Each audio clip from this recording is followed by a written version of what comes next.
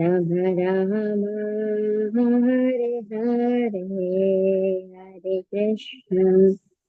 हरे कृष्ण कृष्ण कृष्ण हरे हरे, हरे राम राम राम हरे हरे.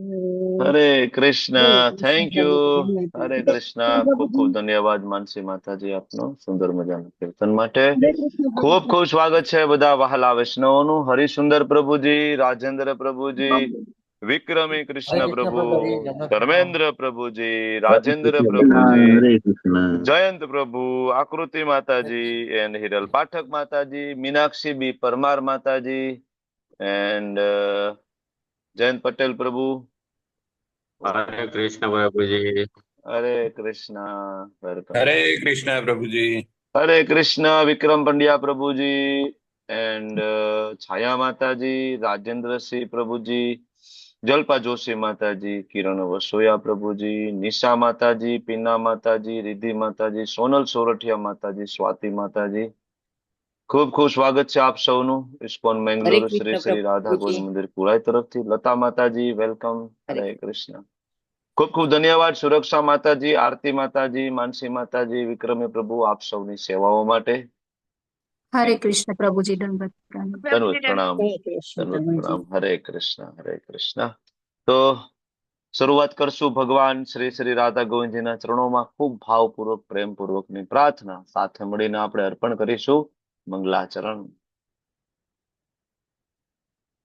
શ્રી પ્રભુપાદ કી જય. શ્રી શ્રી રાધા ગોવિંદ ભગવાન કી જય.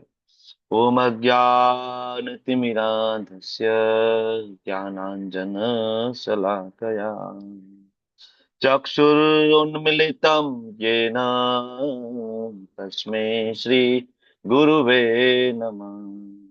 શ્રી ચૈતન્ય મનોભીષ્ટં સ્થાપિतं येन भूतले स्वयं रूप कदा मह्यं ददाति स्वपदान्तिकम्.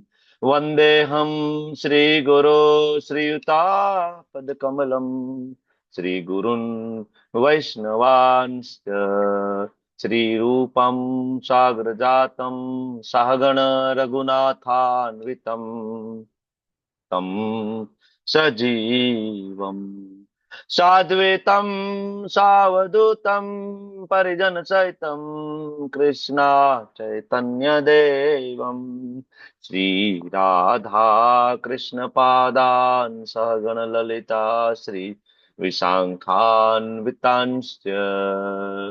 हे कृष्णा करुणा सिंधु दीनबंधु जगत्पते गोपेश गोपिका कांत राधा कांत नमस्तुते. तप्त कांचन गौरांगी श्री राधे वृंदावनेश्वरी वृषभानुसुते देवी प्रणमामि हरि प्रिये. वाञ्छाकल्पतरुभ्यश्च कृपा सिन्धुभ्य एव च पतितानां पावनेभ्यो वैष्णवेभ्यो नमो नमः. नमो विष्णुपादाय कृष्णा पृष्ठाय भूतले श्रीमते भक्तिवेदांत स्वामी निति नामिने. नमस्ते सरस्वते देवे गौरवाणी प्रचारिणे निर्विशेषा शून्यवादी पाश्चात्या देश तारिणे. जय श्री कृष्ण चैतन्य प्रभु नित्यानंद श्री अद्वैत गदाधर श्रीवासादि गौर भक्त वृंद. हरे कृष्णा हरे कृष्णा कृष्ण कृष्ण हरे हरे हरे राम राम राम हरे હરે હરે હરે. કૃષ્ણ હરે કૃષ્ણ પ્રભુજી. દંડવત પ્રણામ. હરે કૃષ્ણ. દંડવત હરે પ્રણામ. કૃષ્ણ આપ સૌનું ખૂબ પ્રભુજી. ખૂબ સ્વાગત હરે છે. કૃષ્ણ પ્રભુજી. ધન્યવાદ પ્રણામ પ્રભુજી. વિશાલ પ્રભુ, હરે કૃષ્ણ હિરલ પ્રભુજી. માતાજી, રતિલાલ પ્રભુ, પુષ્પા માતાજી, શૈલેષ ભટ્ટ પ્રભુજી, પરેશ શાહ પ્રભુજી. હરે હરે કૃષ્ણ. કૃષ્ણ પ્રભુજી. દંડવત પ્રણામ. દંડવત પ્રણામ પ્રભુજી. રાધિકા સીતા માતાજી. હરે હરે કૃષ્ણ કૃષ્ણ. પ્રભુજી. દંડવત પ્રણામ. હરે હરે કૃષ્ણ કૃષ્ણ. પ્રભુજી. હરે કૃષ્ણ. કલ્પતરુ નિતાય ચંદ્ર પ્રભુ, બીના માતાજી. હરે કૃષ્ણ. કૃષ્ણ પ્રભુજી. હરે કૃષ્ણ. હરે કૃષ્ણ. અસિતા શાહ માતાજી, વેલકમ. એન્ડ હરે કૃષ્ણ નમ્રતા પ્રભુ, માતાજી, દંડવત પ્રણામ. દંડવત પ્રણામ. દંડવત પ્રણામ તેજલ માતાજી, જય કિશોરી માતાજી, કલા માતાજી, લલિત કુમાર, વેદ પ્રભુ, નૈના ઠક્કર હરે માતાજી, કૃષ્ણ પ્રભુજી. હરે કૃષ્ણ, રમણ પ્રેષ્ઠા પ્રભુજી, એન્ડ રીટાબા જાડેજા માતાજી, હરે કૃષ્ણ, સુરેશ પ્રભુ, હરે કૃષ્ણ પ્રભુજી. હરે કૃષ્ણ, ભાવના માતાજી, બ્રજરાની વિનીતા માતાજી, વેલુબા વાઘેલા પ્રભુ, અલ્પેશ ગલોત્રા પ્રભુ, હરે કૃષ્ણ, હરે કૃષ્ણ, હરે કૃષ્ણ. ખૂબ ખૂબ સ્વાગત છે આપ સૌનું.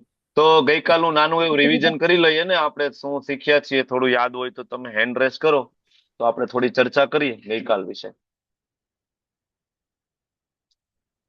બોલો, યાદ છે કોઈને? તો થોડી ચર્ચા કરીએ આપણે.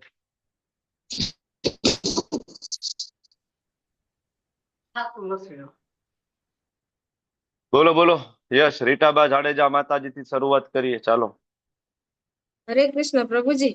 હરે અધ્યાય 13 કૃષ્ણ. ક્ષેત્રજ્ઞ એ અઘરો લાગ્યો, પરંતુ મેં જેટલું સમજ્યું છે તે પ્રમાણે મેં નોટ બનાવી છે તે પ્રમાણે પુરુષ, પ્રકૃતિ અને ચેતના એ વિશે પણ આપણને જ્ઞાન આપે છે. અહીંથી બધા અધ્યાય લગભગ જ્ઞાન માટે સમજાવે છે.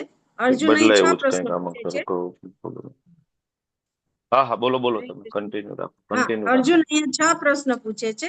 ક્ષેત્ર એટલે શું, ક્ષેત્રજ્ઞ એટલે શું, પ્રકૃતિ એટલે શું, પુરુષ એટલે શું, જ્ઞાન એટલે શું અને જ્ઞેય એટલે શું. એટલે ભગવાન કહે છે કે ક્ષેત્ર એટલે શરીર છે, અને શરીરને જાણનાર એટલે ક્ષેત્રજ્ઞ. ઈ આત્મા અને પરમાત્મા બંને છે. આ બંનેને જાણવું એટલે જ્ઞાન. અને આત્મા અને પરમાત્મા જુદા જુદા છે, એક નથી. ત્યારબાદ કાર્યક્ષેત્ર વિશે જણાવે છે. ઓકે, અને થેન્ક યુ. શૈલેષ ભટ્ટ પ્રભુજી, થોડું એડ કરી દો, ચાલો. હરે કૃષ્ણ પ્રભુજી. હરે આમાં જે કૃષ્ણ પ્રભુજી. અહીંયાથી જ્ઞાનના સબ્જેક્ટ ચાલુ થાય છે પ્રભુજી. હરે કૃષ્ણ. હરે કૃષ્ણ અર્જુને 6 પ્રભુજી. પ્રશ્નો પૂછ્યા, એના ઉપર ભગવાને જે જવાબ આપ્યા એની અંદર મેઇન વસ્તુ એ હતી કે ક્ષેત્ર અને ક્ષેત્રજ્ઞનો જે ડિફરન્સ છે, અને આત્મા, હરે કૃષ્ણ, આત્મા અને પરમાત્માના જે 6 ડિફરન્સ છે એ આપણે સમજ્યા હતા. મેઇન કે ભાઈ આત્મા વિભુ છે, સોરી, આત્મા અણુ છે અને પરમાત્મા વિભુ છે. અને એની અંદર જે મેઇન વસ્તુ હતી કે આપણે જે છીએ ભગવાનના ગુણ આપણા સેમ છે, પણ ક્વોન્ટિટી અને ક્વોલિટીમાં ડિફરન્સ છે. એટલે આપણી ક્વોન્ટિટી ઓછી છે પણ ક્વોલિટી સેમ છે પ્રભુ સાથે, પ્રભુજી. ઓકે ઓકે અને બીજા ડિફરન્સ હતા પણ યાદ નથી પ્રભુજી અત્યારે. હરે ઓકે, કૃષ્ણ. થેન્ક યુ પ્રભુજી, ધન્યવાદ પ્રભુજી. હિરલ માતાજી, હરે કૃષ્ણ. હરે કૃષ્ણ પ્રભુજી. અર્જુનના જે 6 પ્રશ્ન હતા તેમાં પ્રથમ જે ક્ષેત્ર અને ક્ષેત્રજ્ઞ, તેના વિશે આપણે ખેતરનું એક્ઝામ્પલ લીધું હતું હમ કે ખેતર એટલે મતલબ કે એ શરીર છે, અને ખેતરને જાણનાર મતલબ કે શરીર આપણે આત્મા અને પરમાત્મા. એનો મુખ્ય ફરક એ છે કે જેમ આપણા ખેતરને આપણે એકલા જ જાણતા હોઈએ, પણ જે નગરપાલિકા અથવા તો જે તે ક્ષેત્રમાં હોય તો તેને બધા ખેતરોની માહિતી હોય. એટલે એ આત્મા છે લોકલ નોવર છે, અને પરમાત્મા છે યુનિવર્સલ નોવર છે. એને બધા આત્માઓ વિશેનું જ્ઞાન હોય છે અને બધા જ આત્માઓ વિશે જાણે છે. એટલે આપણી ક્વોલિટી અને ક્વોન્ટિટી જોવા જઈએ તો ક્વોલિટી સેમ છે, પણ ક્વોન્ટિટીમાં ઘણો બધો ડિફરન્સ છે પ્રભુજી. અને એ જ પ્રમાણે આત્મા છે એ પ્રેમાળ સેવકનો ગુણ ધરાવે છે, અને પરમાત્મા છે એ પ્રેમાળ ગુરુનો ગુણ ધરાવે છે. તેનો આત્માનું લિમિટેડ કંટ્રોલ હોય છે, પણ પરમાત્મા છે એ સર્વોચ્ચ અને સર્વોચ્ચ કંટ્રોલર છે. અને આત્માનું જે સાઈઝ છે એ વાળના અગ્રભાગના 10,000માં ભાગ જેટલી છે, જ્યારે પરમાત્મા છે એની સાઈઝ અનંત છે. હરે કૃષ્ણ પ્રભુજી. હરે કૃષ્ણ, થેન્ક યુ. જુહી માતાજી, હરે કૃષ્ણ. કઈ ઉમેરવું છે તમારે? હા, એટલે 6 પ્રશ્નો સિવાય બી છે ને પ્રભુજી, વાત થઈ હતી બ્રહ્મપૂછની, જેની અંદર જેમાં સૌથી પહેલું આવે અન્નમય, એના પછી પ્રાણમય, એના પછી જ્ઞાનમય, વિજ્ઞાનમય અને આનંદમય. તેમાં જે આનંદમય જે છે એ સૌથી સર્વોચ્ચ અવસ્થા છે, જે 5 અવસ્થા વાત થઈ હતી એમાં. અને જે અન્નમય એટલે કે જે તુચ્છ છે, કે જે ખાલી અન્ન માટે જીવે છે. પ્રાણમય કે જેના માટે પછી એનો પરિવાર બી એના માટે ઇમ્પોર્ટન્ટ છે. એના પછી જ્ઞાનમય કે પ્રાણ એટલે પરિવાર પછી બી એને એના બીજા કાર્યો, મતલબ એને વધારે જીવોના લક્ષણોની વધારે જાણવાની ઈચ્છા ધરાવે છે. વિજ્ઞાનમાં એટલે ભગવાન માટેનું જાણે છે. અને છેલ્લે જરા બધાથી પર થઈ જાય છે એને આનંદમય કહેવાય છે અને એ સૌથી સર્વોચ્ચ અવસ્થા છે. એના પછી ભગવાને આપણને 24 તત્વોની વાત કરી હતી કે જેમાં પાંચ જ્ઞાનેન્દ્રિય, 5 કર્મેન્દ્રિય અને મન એમ કરીને 11 ઇન્દ્રિયો. એના પછી 5 આપણા જે ઇન્દ્રિયોના વિષયો છે કે ગંધ, સ્વાદ, રૂપ, સ્પર્શ અને શબ્દ. અને એવી રીતે 24 તત્વોની વાત હતી અને છેલ્લું એક તત્વ હતું ભગવાન પોતે. ઓકે. અને એના પછી જે છેલ્લું આપણે જે 8 થી 12 શ્લોક ભણ્યા હતા એની અંદર ભગવાને લક્ષણો કીધા હતા કે મારો જે ભક્ત છે એના લક્ષણો કેવા હોવા જોઈએ. નહીં, એ લક્ષણો હતા જ્ઞાનના. જ્ઞાનના લક્ષણો હતા. હા, કે જ્ઞાની વ્યક્તિ કોને કહેવાય. Yes, thank you. ખૂબ ખૂબ ધન્યવાદ. સરસ ચર્ચા કરી. અને આ બ્રહ્મપૂછ એ કઈ અલગ પ્રશ્ન નહોતો. 6 પ્રશ્ન સિવાયનો અલગ પ્રશ્નની ચર્ચા નથી. બ્રહ્મપૂછ જે સમજાવ્યું એ ક્ષેત્રની અંદરમાં ભગવાને સમજાવ્યું. અર્જુનનો જે પ્રશ્ન હતો ને કે પ્રભુ ક્ષેત્ર એટલે શું, ક્ષેત્રની અંદરમાં ભગવાને સમજાવ્યું બ્રહ્મપૂછ. એટલે એ અલગ નથી. 6 પ્રશ્ન સિવાય આ અધ્યાયની અંદર બીજી કોઈ ચર્ચા જ નથી. એટલા માટે ચાલો તો યસ માતાજી, થેન્ક યુ. ખૂબ સરસ તમે લોકોએ પાર્ટિસિપેટ કર્યું. તો આગળ વધીશું. ક્ષેત્રજ્ઞ વિભાગ યોગ, પ્રકૃતિ, પુરુષ અને ચેતના. બરાબર, આ 3 વસ્તુ જાણવાની છે. પ્રકૃતિ, પુરુષ કોણ છે અને ચેતના એટલે કોન્શિયસનેસ. બરાબર. તો શરૂઆતના જે શ્લોકો આવ્યા એમાં અર્જુનનો પ્રશ્ન આપણે જોયું કે ભાઈ આ જ્ઞાન યોગના ચેપ્ટર શું કામ ચાલુ થાય છે. આના વિશે આપણે વિસ્તારપૂર્વક ગઈકાલે ચર્ચા કરી ચૂક્યા છીએ. એટલે ફરીથી હું તમને નથી સમજાવતો, સીધું પહેલા શ્લોક તરફ લઈ જાઉં છું. નરેન્દ્ર પ્રભુ તમારું માઇક બંધ કરી દેજો, વારંવાર ચાલુ થઈ રહ્યું છે. હરે કૃષ્ણ. તો પહેલા શ્લોકની અંદર અર્જુનના એક સાથે 6 પ્રશ્ન. પ્રકૃતિમ પુરુષમ ચેવ ક્ષેત્રમ ક્ષેત્રજ્ઞમેવ ચ. બરાબર. પછી જ્ઞાનમ જ્ઞેય ચ. તો 1, 2, 3, 4, 5 ને 6 પ્રશ્ન ધડાધડ પૂછે. પણ તમે જોશો તો પહેલો પ્રશ્ન અર્જુનનો હતો પ્રકૃતિ, બીજો પ્રશ્ન પુરુષ, ત્રીજો પ્રશ્ન ક્ષેત્ર, ચોથો પ્રશ્ન ક્ષેત્રજ્ઞ, 5મો પ્રશ્ન જ્ઞાન, 6થો પ્રશ્ન જ્ઞેય. અર્જુને આ ક્રમમાં પ્રશ્ન પૂછ્યા છે. ભગવાને એ ક્રમમાં જવાબ નથી આપ્યો. ભગવાને અર્જુનના ત્રીજા પ્રશ્નનો જવાબ પહેલા આપ્યો, ક્ષેત્ર. કારણ કે શરીર વિશે ભગવાન પહેલા ચર્ચા કરવા માંગે છે. પછી ક્ષેત્રજ્ઞની ચર્ચા થઈ, પછી જ્ઞાન જ્ઞેય ને પછી પ્રકૃતિ ને પુરુષ. આ ક્રમમાં ચર્ચા થવાની છે. બરાબર. તો ક્ષેત્ર એટલે કે આ શરીર, કર્મનું સ્થાન કોને મળે તો કે જે કર્મના બંધનમાં છે એ બધાને મળશે. બરાબર. વારંવાર આ શરીર મળવાનું છે. બરાબર. કારણ કે આપણે દેહાત્મ ભાવમાં છીએ અને આપણે વારંવાર શરીર ગ્રહણ કરી રહ્યા છીએ. જો દેહાત્મ ભાવની સંજ્ઞામાંથી આપણે બહાર નીકળી જઈએ, બરાબર, તો આપણે ફરીથી શરીર ગ્રહણ કરવું પડે નહીં. બરાબર. અત્યારે દેહાત્મ ભાવમાં આપણે કેટલા બધા છીએ એનું બેસ્ટ એક્ઝામ્પલ તમારે જાણવું હોય તો લગભગ કોને માઇક ચાલુ થઈ જાય છે. હરે કૃષ્ણ પ્રભુજી, શોભના માતાજીનું, નયના માતાજીનું, આ બધાનું વારંવાર ચાલુ થઈ જાય છે. સારું, ચાલો. allow participant to unmute themselves. No. ચાલો, હવે નહીં. તો હવે આપણે ચર્ચા કરતા હતા કે ભાઈ શરીર બદ્ધ જીવાત્માઓને મળે જે કર્મથી જેનું બંધન થયું એને.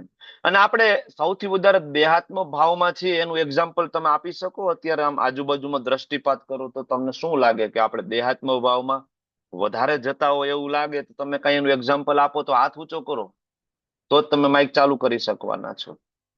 શૈલેષ ભટ્ટ પ્રભુજીનું માઇક ચાલુ કરો. શૈલેષ ભટ્ટ પ્રભુજી, પ્લીઝ. હરે કૃષ્ણ પ્રભુજી, દંડવત પ્રણામ. દંડવત પ્રણામ.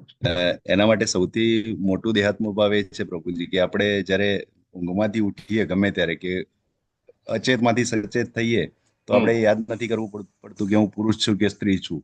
ક્યારે બી આપણે ભૂલતા પણ નથી અને ક્યારે યાદ પણ નથી કરવું પડતું. એ સૌથી મોટું એક્ઝામ્પલ છે પ્રભુજી. ઓકે. નહીં, હું તમને એ પૂછતો હતો કે તમે જનરલી આજુબાજુમાં દ્રષ્ટિપાત કરો તો એવું તમને શું દેખાય કે અત્યારનો આ જે સમય છે વધારે દેહાત્મ ભાવમાં જતો રહે. બહુ કોમન એક્ઝામ્પલ હું માંગુ છું, બહુ ફિલોસોફિકલ એમ નથી જતો, સામાન્ય લોકોને સમજાય ને એવી ભાષા હું પૂછી રહ્યો છું એકચ્યુઅલી. એમાં તો દીપ્તિ પ્રભુ પટમાં જે હા હા બોલો ને જે શૈલેષ લોકો ભટ્ટ. દોડે છે આહાર નિદ્રા ભય અને મૈથુન પાછળ દોડે છે પ્રભુ, ભૌતિક વસ્તુઓ પાછળ અને ભૌતિક સક્સેસ પાછળ લોકો દોડે છે. એક્ઝામ્પલ આવશે પ્રભુજી કે બધા દેહાત્મ ભાવમાં જ છે, આપણું સરસ ઇન્ક્લુડિંગ ઓલ. થેન્ક યુ હરે પ્રભુ, થેન્ક યુ. માઇક ચાલુ કરો જીજ્ઞા ગુજરાતી માતાજીનું. હરે કૃષ્ણ પ્રભુજી. હરે કૃષ્ણ. આજુબાજુમાં જ્યાં જોઈએ ને ત્યાં બોયઝ છે તો બોડી ફિટનેસ અને ગર્લ્સ છે તો એ લોકો રેડી થવા માટેની બધી ફેસિલિટીઝ એ બધું વધારે જોવા મળે છે. હા, હું તમારી પાસે કોમન એક્ઝામ્પલ માંગુ છું, એકદમ કોમન એક્ઝામ્પલ તમે જે આપો છો એવા એક્ઝામ્પલ માંગી રહ્યો છું કે આજે તમે જય કિશોરી માતાજીનું માઇક ચાલુ કરવું જોઈએ, એમને પૂછી લઈએ ચાલો, પછી આપણે આગળ વધીએ. હરે કૃષ્ણ પ્રભુજી. હરે કૃષ્ણ. આજના યુગની અંદર એવું છે કે આપણી પાસે હોય કે ન હોય પણ આપણે દેખાવ તો કરવો જ પડે. એટલે લોકો એ આધ્યાત્મિક પ્રવૃત્તિ પ્રત્યે નહીં પરંતુ દેખાદેખી પ્રત્યે વધારે છે, એટલે આ એક દેહાત્મ ભાવ છે. હું તમને એમ કહું કે આજથી 50 વર્ષ પહેલા કેટલા બ્યુટી પાર્લર હતા ગામની અંદર, બરાબર? તમારી પાસે કદાચ જૂની કઈ 15, 20 વર્ષ 25 વર્ષ કોઈની મેરેજ સીડી પડી હોય તો એ સીડી મેરેજ સીડી પ્લે કરીને જોવો તો એમાં કેટલું તમને એવું લાગે કે દેહાત્મ ભાવમાં ડૂબેલા હોય, બહુ ઓછું, બરાબર? ઘણી વખત તો ઘરના જે રૂટીન કપડા હોય એ કપડામાં જ વરરાજો બરાબર પરણવા જતો હોય છે, બહુ સિમ્પલ કપડા, બરાબર? આજે તો એટલા આપણે દેહાત્મ ભાવમાં ડૂબી ગયા છીએ કે લેડીઝના બ્યુટી પાર્લર તો ઠીક છે, આજે પુરુષોના બ્યુટી પાર્લર પણ એટલા જ છે જેટલા લેડીઝના છે. એટલે એ ખોટી વાત છે. પુરુષોના બ્યુટી પાર્લર છે સમાજની અંદર. જાણીને આશ્ચર્ય તો ત્યારે થશે કે હેર સ્ટાઇલિસ્ટની ડિગ્રી પણ થાય છે, અત્યારે કોર્સ થાય છે. વાળ કેવી રીતના ઓરવવા, વાળ કેવા કટ કરવા, આના માટેનો ડિગ્રી કોર્સ થાય છે, બરાબર? હવે આપણે સાદી ભાષામાં એને વાળંદ કહેતા, બરાબર? વાળ. હવે આજે એ ડિગ્રી વાળા થઈ ગયા છે બધા. હવે એને કઈક અલગ નામ અપાય છે, સ્ટાઇલિસ્ટ કે વોટ એવર, હેર સ્ટાઇલિસ્ટ તમે કહો, બરાબર? તો કેટલા દેહાત્મમાં આપણે ડૂબી રહ્યા છીએ. આજથી 20 વર્ષ પહેલા કેટલા જીમ દેખાતા હતા આપણા ગામની અંદર? જીમ હતા? નથી. આજકાલ લગભગ શેરીએ ગલીએ એક બ્યુટી પાર્લર હોય, લગભગ એક શેરીમાં 5-6 બ્યુટી પાર્લર હોય તો ના પાડી શકાય. લગભગ ઘરે ઘરે બધી દીકરીઓ બ્યુટી પાર્લરના કોર્સ કરી, કારણ કે ખબર છે કે લોકો વધુમાં વધુ દેહાત્મ ભાવમાં ડૂબી રહ્યા છે, બરાબર? વધુમાં વધુ દેહાત્મ ભાવમાં ડૂબી રહ્યા છે. અને વધુમાં વધુ તમે જુઓ જીમ. આજથી 15-20 વર્ષ પહેલા કેટલા થિયેટરો હતા આપણા ગામની અંદર? આજે જો થિયેટર. તો જેમ જેમ કળિયુગનો વધારે પગ પેસારો થતો જાય એમ જીવ છે એ વધુમાં વધુ દેહાત્મ ભાવમાં ડૂબતો જાય છે, બરાબર? વધુમાં વધુ દેહાત્મ ભાવમાં ડૂબતો જાય છે. પણ આ શરીર તો નાશવંત છે, અને કેટલું સજાવશો? શ્રીલ પ્રભુપાદજી કહે છે કે આ શરીરને શણગારવું મતલબ મુર્દાને સળગારવું, બે સરખી વસ્તુ છે, બરાબર? કારણ કે આ શરીર ઉપર રહેલા વાળ, આના ઉપર રહેલા નખ, આની વેલ્યુ ક્યાં સુધી છે? આ વાળને સજાવવા માટે ખૂબ ખર્ચો કરીએ પાર્લરમાં જઈને, પણ એ વાળ ત્યાંથી છૂટો પડી અને જમવાની પ્લેટની અંદર પડે તો આવ્યો હોય તો એ જમવાની પ્લેટ આપણે જવા દઈએ, નથી જમવું, બરાબર? એ વાળને આપણે કચરામાં ફેંકી દઈએ, તરત ડસ્ટબિનમાં જવા દઈએ. તો એ વાળ, એ નખ, એ શરીરનું બરાબર જે અંગ, એનું મહત્વ ક્યાં સુધી છે? તો કે આ શરીર સાથે જોડાયેલું. શું કામ? તો કે આ શરીરમાં આત્મા છે, આ શરીરમાં આત્મા છે. એકવાર શરીરમાંથી આત્મા નીકળી ગઈ પછી આખે આખું શરીર છે સ્મશાનમાં લઈને સળગાવી દેવામાં આવશે કમ્પ્લીટ, બરાબર? તો સરસ મજાનો એક શ્લોક છે શ્રીમદ ભાગવતમની અંદર 10મ સ્કંદની અંદર, બરાબર? કે ભાઈ કોઈ વ્યક્તિ ઇવન કદાચ દેવતાઓનું શરીર પણ જો પ્રાપ્ત કરી લે, દેવ સંગીતમ અપન્યે કૃમિ વિદ્ભસ્મ સંગીતમ, 10.10.10 10.10.10 ભાગવતમની અંદર, કે કદાચ તમને, બરાબર, કોઈ મોટા માણસનું શરીર મળી જાય, તમે કદાચ મિનિસ્ટર બની જાઓ, કદાચ તમે પ્રેસિડેન્ટ બની જાઓ, અને ઇવન કદાચ તમે ડેમિગોડ પણ બની જાઓ, દેવતાઓ પણ બની જાઓ, પણ વોટ એવર તમે કઈ પણ બનો, After that, this body will turn either into worm, into stool, or into ash. એક વખત આ શરીરનું મૃત્યુ થઈ જશે એટલે આ બોડી કન્વર્ટ થઈ જશે શેમાં? કૃમિમાં. જીવડા પડી જશે શરીરની અંદર. કોઈ આપણી બાજુમાં બેસવા તૈયાર નથી થવાનું. અગરબત્તીઓ આજુબાજુ કેટલી કરવી પડશે, 24 કલાક જો બોડીને રાખવું પડશે ને તો પણ, કારણ કે એટલી બધી એમાં ગંદી સ્મેલ આવશે. બરાબર, ઘરના કોઈ સભ્યો આપણી બાજુમાં બેસે નહીં. આપણા ઘરના સભ્યો આપણી બાજુમાં નહીં બેસે. કેટલું સજાવશું આ શરીરને? આ અધ્યાયમાં જે કોન્શિયસનેસ સુધારવાની વાત છે ને, મેઇન મુદ્દો તો આ જ છે કે સૌથી પહેલો ભગવાન તરફ આપણે આ જે પાછળના અધ્યાયની જે ચર્ચા કરીએ છીએ, મેઇન મુદ્દો શું છે કે ભગવાન તરફ જવામાં રહેલા અવરોધ, એની ચર્ચા હવે કરીએ છીએ પાછળના જે 6 અધ્યાય. બરાબર, એમાં સૌથી પહેલો અવરોધ છે ક્ષેત્ર. કે ભાઈ આપણે એવું માની લીધું કે હું શરીર છું. બરાબર, કેટલું સજાવીશું આ શરીરને? થોડું ઠીક છે, શરીર આપણને આપ્યું છે, બરાબર, થોડું એને ફિટ રાખીએ, થોડું એને હેલ્ધી રાખીએ, ઇટ્સ ઓકે. થોડું યોગ કરી શકાય, પ્રાણાયામ કરી શકાય, બરાબર છે. બરાબર, થોડું હેલ્ધી રહે શરીર તો સારી ભક્તિ થઈ શકે, ઠાકોરજીની સારી સેવા થઈ શકે, આ બરાબર છે. પણ ક્યાં સુધી સજાવશો તમે શરીરને? કન્ટિન્યુઅસ 24/7. આપણે બધા કોન્શિયસ થઈશું. આપણે શૂઝ કોન્શિયસ છીએ, આપણે જીન્સ કોન્શિયસ છીએ, આપણે ટોપ કોન્શિયસ છીએ, આપણે હેર કોન્શિયસ છીએ, આપણે મેકઅપ કોન્શિયસ છીએ, આપણે ફૂડ કોન્શિયસ છીએ. એ કૃષ્ણ કોન્શિયસ નથી આપણે. બાકી બધા કોન્શિયસ છીએ. ફૂડમાં થોડું ઘણું પણ જો આગું પાછું થાય તો આપણને ચાલશે નહીં. ચાલશે? આને કહેવાય ફૂડ કોન્શિયસ. બરાબર ને? જીન્સ બરાબર મોંઘા દાટ 5-5 હજાર રૂપિયાના જીન્સ, આના કરતા મોંઘા આવે છે, પરંતુ આપણે મિડલ ક્લાસના માણસો આટલી વાતો કરી શકીએ. બરાબર, 5-7 હજારના લોકો જીન્સ પહેરતા હોય. બરાબર, કેટલા આપણે વિચાર કરો, ક્લોથ કોન્શિયસનેસ આપણે થઈ ગયા છે. બરાબર, આપણે એક જે કપડા પહેરેલા હોય એક જોડી, એને આપણે રિપીટ કરવા નથી માંગતા. બરાબર, એમાં જો લગ્નની તારીખ જો કન્ટિન્યુ આવતી હોય, બરાબર, બે લગ્નની તારીખ બે કન્ટિન્યુ આવે અને અલગ અલગ રિલેટિવની અહીંયા હોય તો પણ એ કપડા અહીંયા પહેરેલા કપડા અહીંયા રિપીટ ના થવા જોઈએ. કેમ ભાઈ? તો ઓલા બીજા કદાચ કોમન રિલેટિવ કોઈ હોય આવીને જોવે, એટલે આ તો તમે ત્યાં ડ્રેસ પહેર્યો તો એ જ અહીંયા પહેર્યો છે. આવું હોય કે નહીં? કે હું ખાલી વાત કરું છું, હોય કે નહીં? રિપીટેશન ના થવું જોઈએ. બરાબર ને? ખાસ તો માતાજીઓને તો બહુ હોય આવું. એમાંય જો માતાજીઓએ મોંઘો દાટ ડ્રેસ લીધો અને લગ્નમાં પહેરીને ગયા અને એવો કોપી ટુ કોપી જો બીજો કોઈ પહેરીને આવ્યા તો વાત પૂરી થઈ ગઈ. અને લઈ આવી ક્યાંથી આ? અને મળ્યો ક્યાંથી આ? પેલા તો હવે હું બીજી વાર આ પહેરું જ નહીં, જવા દો, કામ વાળીને દઈ દો. મારા જેવું કોઈ પાસે હોવું જ ન હોય. કેટલા દેહાત્મ ભાવમાં છીએ આપણે? વિચાર કરો. સવારથી લઈને રાત સુધી જે સૌથી મોટો ભગવાન તરફ જવા માટેનો જે અવરોધ છે ને, એ આપણું દેહાત્મ ભાવ છે. એટલે ભગવાને પહેલો પ્રશ્ન અર્જુનનો જે હતો એ ના લીધો, પ્રકૃતિ પુરુષમ ચેવ. પહેલો પ્રશ્ન અર્જુનનો હતો પ્રકૃતિ, ભગવાને ના લીધો. ભગવાને પહેલો પ્રશ્ન ઉપાડીને મૂક્યો, ક્ષેત્રનો જવાબ આપ્યો. કારણ કે સૌથી મોટો આ જગતની અંદર પ્રોબ્લેમ છે કે આપણે દેહાત્મ ભાવમાં છીએ. એટલા માટે ભગવદ્ ગીતાની ફિલોસોફીની જે શરૂઆત જે થાય છે ને, એ ક્યાંથી થાય છે? બીજા અધ્યાયમાં, અશોચાન અન્વશોચસ્તમ પ્રજ્ઞાવાદસ્ય ભાષસ્ય. શું શરીરની ચિંતા કરે છો? બહુ મોટો પંડિત હોય એવી વાતો કરે છો. પંડિત નથી તો મોટો મૂર્ખ છે. ભગવાન ત્યાંથી શરૂઆત કરે છે ભગવદ્ ગીતાની. તો શરીરની ચિંતા કરે છો તું? શરીર તો નાશવંત છે. બરાબર, અને આ શરીરની ચિંતા કરીશું, વારંવાર નવા શરીર મળશે. પુનરપી જનનમ પુનરપી મરણમ પુનરપી જનની જઠરે શયનમ. વારંવાર વારંવાર વારંવાર વારંવાર.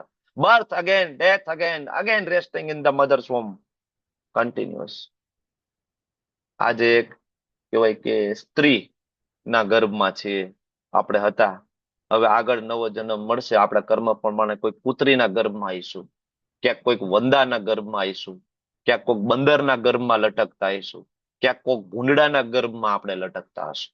ખબર છે? પુનરપી જનનમ પુનરપી મરણમ. બરાબર, કેટલું આપણે દેહાત્મ ભાવમાં રહીશું? થોડું નીકળીએ દેહાત્મ ભાવમાંથી, નીકળીએ. વૈષ્ણવિઝમ ઇઝ ઓલ ઇન ભક્તિ સિદ્ધાંત સરસ્વતી મહારાજ કહે છે કે Vaishnavism, simplicity is Vaishnavism. Vaishnav simple હોવો જોઈએ. Simple, simplicity is Vaishnavism. જીવનની જરૂરિયાત પૂરતું ઠીક છે, બાકી વૈષ્ણવ છે સિમ્પલ હોય. એની લાઈફ એકદમ સિમ્પલ હોય. એ કોમ્પ્લિકેટેડ બનાવીને ના રાખ. એ 5 જોડી કપડામાં એનું ચાલી જતું હોય, એમાં કઈ બીજું કોમ્પ્લિકેશન ના હોય.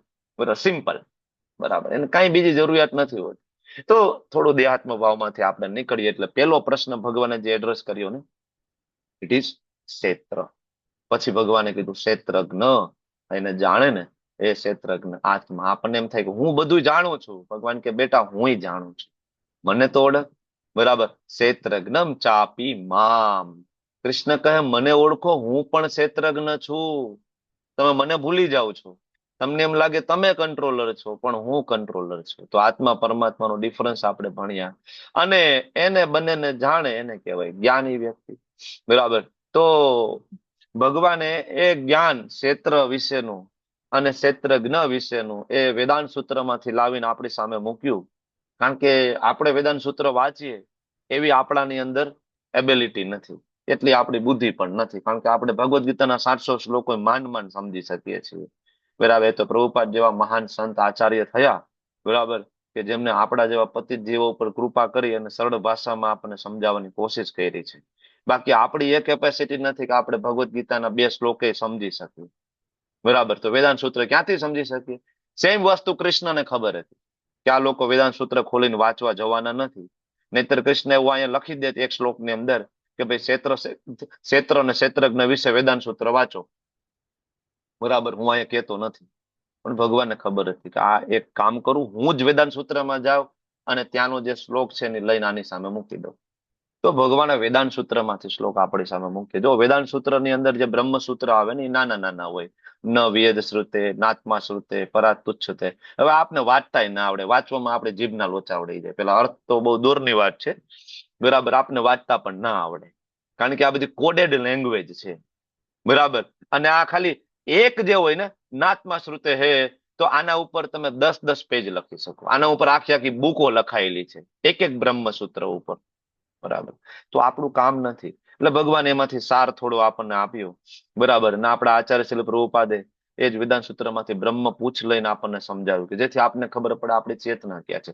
તો આ જે શ્લોક છે 6ઠો અને 7મો, એ શ્લોક વેદાંત સૂત્રમાંથી આવેલો શ્લોક છે કે આપણું શરીર શેનું બનેલું છે. 24 તત્વ, 25મું આત્મા, 26મું પરમાત્મા.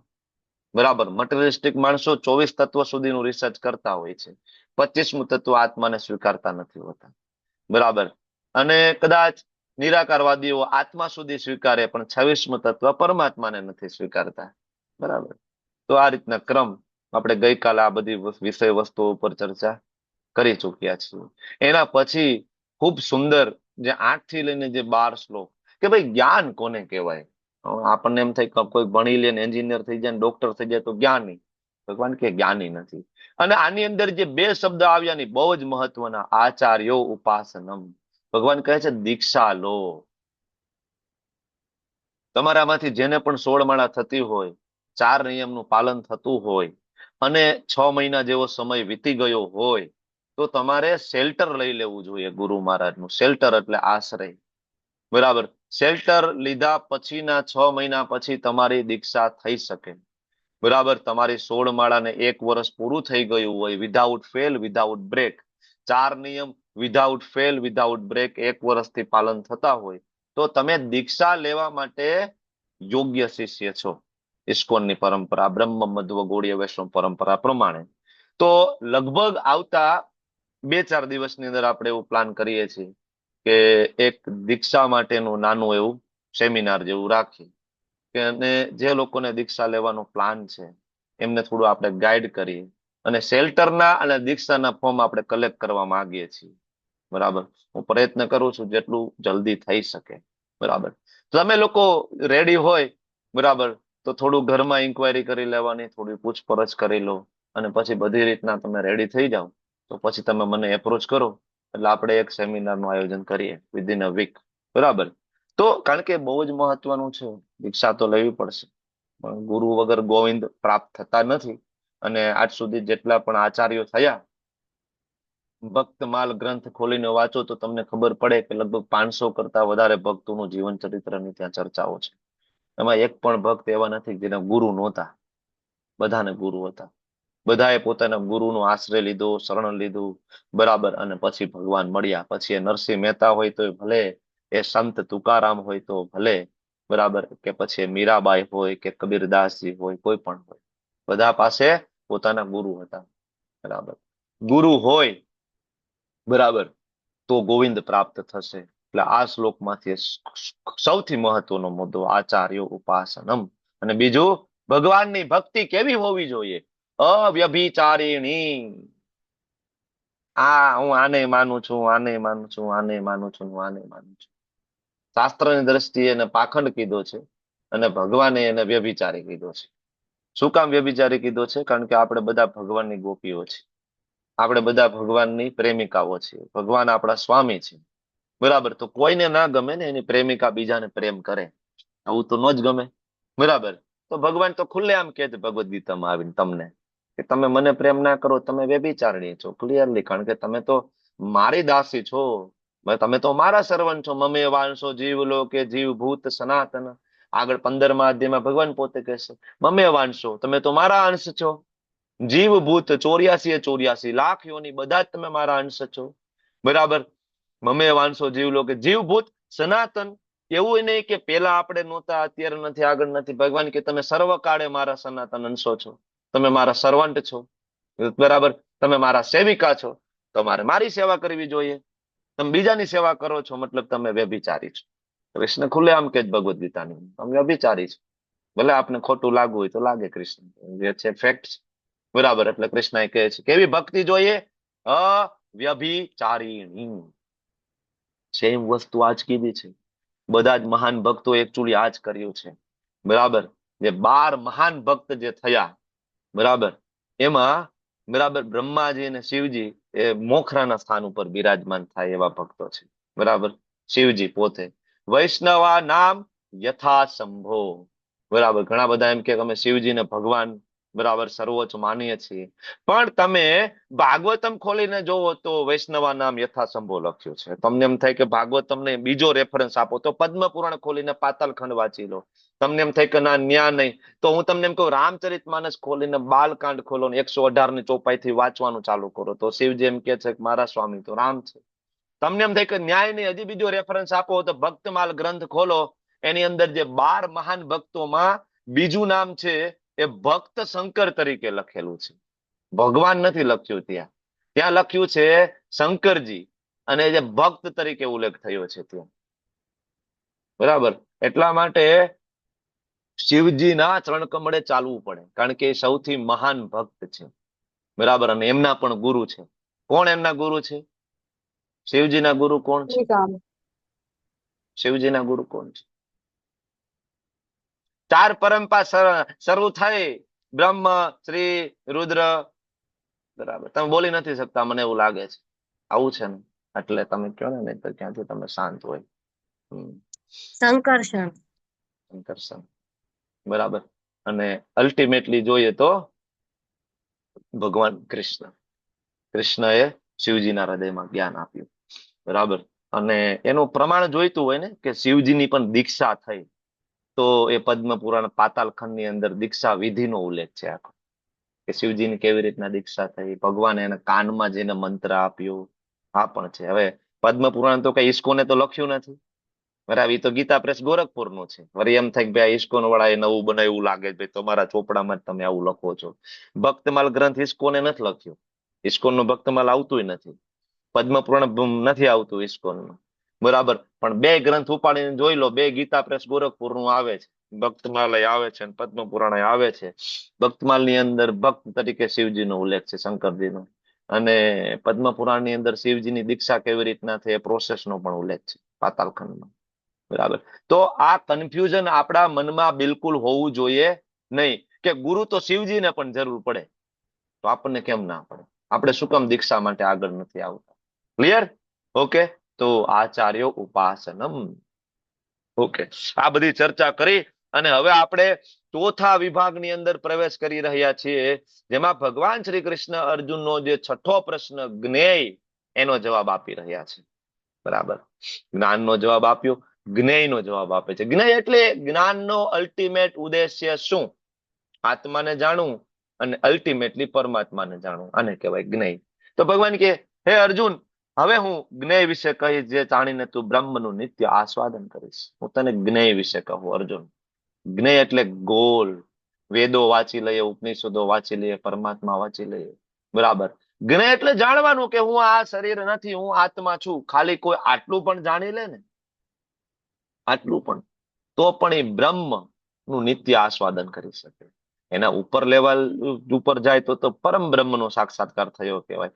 આ બ્રહ્મ અથવા આત્મા અનાદિ છે, બરાબર. અનાદિ છે. એવી કોઈ ડેટ નથી કે આત્માનો ક્યારે જન્મ થયો. શાસ્ત્રમાં કોઈ ઉલ્લેખ જ નથી એનો. જ્યારથી ભગવાન છે ત્યારથી આત્મા છે. શાસ્ત્ર આવું કે છે. ત્યારથી આપણે એની સાથે સાથે છીએ. અને ભગવાન કે છે મારે આધીન છે. જીવ છે એ સનાતન છે અને ભગવાનને આધીન છે. એટલે તો જો બીજા અધ્યાયમાં પણ કીધું છે ને, ન જાય તે મ્રિયતે વા કદાચ નાયમ ભૂતવા ન ભવિતા ના ભૂયો. આવું જ છે ને? આવડે છે શ્લોક તો બોલો. ન જાયતે મ્રિયતે વા કદાચ નાયમ ભૂત્વા ભવિતા વા ન ભૂય અજો નિત્ય શાશ્વતોયમ પુરાણો ન હન્યતે હન્યમાને શરીરે. ન હન્યતે હન્યમાને શરીરે. શ્રીલ પ્રભુપાદજીના લેક્ચરમાં આ જે છેલ્લું જે રહ્યું ને પદ, એ ઘણી વખત આપે છે એ રેફરન્સ તરીકે, કે આ શરીરનો વધ થાય છે પણ આત્માનો ક્યારેય વધ થતો નથી. ન હન્યતે હન્યમાને શરીરે. તો આ જે જીવ છે એ સનાતન છે અને એ ભગવાનને આધીન છે. એ ભગવાનને આધીન છે, બરાબર. તો અહીંયા જે બ્રહ્મનો અર્થ છે એ આત્મા છે, બરાબર. જેને વિજ્ઞાન બ્રહ્મ તરીકે પણ ઓળખવામાં આવે. અને પરમાત્મા માટે જયારે શબ્દ વપરાય તો એને આનંદ બ્રહ્મ તરીકે પણ ઓળખવામાં આવે છે. કારણ કે ભાષા વેદાંત સૂત્રની છે ને, એટલે પ્રભુપાદે તાત્પર્યમાં તમને સમજાવ્યું છે. જરૂર વાંચજો કે જ્ઞેયનો અલ્ટિમેટલી જે ઉદ્દેશ્ય જે છે, જ્ઞાન પ્રાપ્ત કરીને જે અલ્ટિમેટલી ઉદ્દેશ્ય છે એને કહેવાય જ્ઞાન. અને એ જ્ઞાન પ્રાપ્ત કરીને પેલા તો આત્માને જાણવું અને બીજું પરમાત્માને જાણવું. આત્માને કોઈ જાણે તો એને વિજ્ઞાન બ્રહ્મ કહેવાય, ને પરમાત્માને જાણે તો એને આનંદ બ્રહ્મ સુધી એ પહોંચી ગયો કહેવાય. ઓકે, તો ભગવાન આગળના શ્લોકમાં સમજાવે છે કોના વિશે, તો કે જ્ઞેય. જ્ઞેય કોણ છે, તો કે પરમાત્મા. તો પરમાત્મા વિશેની વાત કરી રહ્યા છે ભગવાન. સર્વતઃ પાણીપાદમ, કે એના હસ્ત અને ચરણ છે કેવા છે? સર્વતઃ, સર્વતો અક્ષી શિરો મુખમ તત્ સર્વતો અક્ષ. હવે એના આંખ કેટલા? અક્ષી એટલે નેત્રો, બરાબર. અક્ષી કેટલા છે? અનંત, સર્વત્ર વ્યાપ. મસ્તક, શિરો અને મુખમ, બરાબર. સર્વત્ર શ્રુતિમલ્લોકે, એટલે કે એના કર્ણ સર્વત્ર છે. સર્વત્ર સર્વમાવૃત્ય તિષ્ઠતિ, બધી જ વસ્તુમાં અવસ્થિત છે. મતલબ અહીંયા ભગવાન પોતાનું પરમાત્મા સ્વરૂપ વિશે વાત કરે છે, જે સર્વવ્યાપી છે. ભગવાન એની વાત કરે છે. ભગવાનના હાથ કેટલા છે? સર્વ, બધી જગ્યાએ ફેલાયેલા છે, બરાબર. એવું નહીં, બરાબર, કે ભગવાન, બરાબર, એની સૃષ્ટિમાં શું થાય છે ભગવાનને ખબર નથી, બરાબર. ભગવાનને બધી ખબર છે એની સૃષ્ટિમાં ક્યાં શું થાય છે બધું. કારણ કે ભગવાનનું એક બીજું નામ છે વિષ્ણુ, અને પરમ વિષ્ણુ એટલે કૃષ્ણ. એમાંથી જ નારાયણ આવે અને નારાયણમાંથી જ મહાવિષ્ણુ આવે. એમાંથી ગર્ભોદક્ષાય વિષ્ણુ, શિરોદક્ષાય વિષ્ણુ. તો આ સ્વરૂપે ભગવાન જે શ્રી કૃષ્ણ છે સર્વવ્યાપી છે. અહીંયા લખ્યું છે સર્વતઃ, સર્વમાવૃત્ય, સર્વતઃ, બરાબર. તો એ ભગવાનને બધી જ ખબર છે સૃષ્ટિમાં શું શું ચાલે છે, બરાબર. તો આ જે શ્લોક જે છે ઘણા બધા એવું કહે છે કે આ તો આત્મા વિશે છે. જો જેને ભગવાનને નથી જ માનવા, બરાબર, એ વર્ડ જગલરી કરે, બરાબર. મતલબ એક શબ્દનો બળતો અર્થ છે એ લઈ આવી અને મૂકે. હવે કોઈ એમ કે આમાં પરમાત્માનો કોઈ શબ્દ શ્લોકની અંદર તો આપ્યો નથી, છે આમાં કોઈ પરમાત્મા નામનો કોઈ વર્ડ આપ્યો નથી, પરમ બ્રહ્મ શબ્દ પણ આપ્યો નથી. તો હવે જે લોકોને ભગવાનને નથી માનવા ને, એ લોકો એવું કહે છે કે આ શ્લોક છે એ પરમાત્મા વિશે ક્યાં છે? આ તો આત્મા વિશે છે. અચ્છા, તો આત્મા વિશે હોય તો આત્માના હસ્ત છે એ સર્વત્ર વ્યાપેલા છે. તમારા હસ્ત સર્વત્ર વ્યાપેલા છે, તમારા નેત્ર સર્વત્ર વ્યાપેલા છે, તમારા ને મારા, બરાબર ને? આપણે તો આ જે મારી સામે જે દિવાલ છે એની પાછળ શું થઈ રહ્યું છે ને એ પણ આપણે જોવા માટે સક્ષમ નથી. છીએ? બરાબર. ઘણા બધા પાખંડીઓ કે હું ભગવાન છું, હું પરમાત્મા છું. બરાબર. પાખંડી જ્યાં બેઠો હોય એની પાછળ દિવાલ અને એની પાછળ શું ચાલે છે એ જાણવા માટે એ વ્યક્તિ સક્ષમ નથી કે ત્યાં શું ચાલે છે. તો કેવી રીતના પોતાની જાતને કોઈ ભગવાન કહી શકે? જયારે ભગવાન તો અહીંયા કહે છે સર્વત પાણી પાદમ તટ સર્વમ તો અક્ષી શિરો મુખમ, કે મારું તો સર્વત્ર બધે ફેલાયેલા છે મારા આંખ છે, હું બધી જગ્યાએ જોઈ શકું છું. બરાબર. અમસ્તા તો કઈ ગજેન્દ્ર અહીંયા બેઠા બેઠા ભગવાનને યાદ કરે તો ભગવાન વૈકુંઠથી કેવી રીતના આવે? ભગવાનને ગજેન્દ્રનો અવાજ ના સંભળાય, દ્રશ્ય ના દેખાય તો કેવી રીતના ખબર પડે? અમસ્તા ભગવાન બરાબર દ્વારકામાં બિરાજમાન હોય ને હસ્તિનાપુરના રાજસભામાં દ્રૌપદી ગોવિંદા ગોવિંદા કે તો ભગવાન કેવી રીતના ત્યાં પહોંચી શકે ઓન ધ સ્પોટ? બરાબર. આ શ્લોક પ્રૂવ કરે છે બરાબર કે કેવી રીતના ભગવાન સર્વતઃ છે, ભગવાન બધે જ છે. જ્યારે ભગવાનના ભક્તો ભગવાનને ખૂબ ભાવપૂર્વક પ્રેમપૂર્વક જ્યારે પોકાર મૂકે છે તો ભગવાન હંમેશા આવે છે, કારણ કે ભગવાન સર્વત્ર છે. પણ પેલા તો એ વિશ્વાસ તો હોવો જોઈએ ને કે ભગવાન સર્વત્ર છે. એટલા માટે જેવી રીતના સૂર્ય બરાબર એક જગ્યાએ સ્થિર છે, સૂર્યગ્રહ બરાબર, પણ એના કિરણોથી સર્વત્ર છે બરાબર. એવી રીતના ભગવાન છે બ્રહ્માજીથી લઈ અને સામાન્ય નાની એવી કીડી સુધી સર્વત્ર બધી જગ્યાએ ફેલાયેલા છે. વ્યક્તિગત આત્મા છે એ સર્વત્ર છે એવું કોઈ દિવસ કહી શકાય નહીં.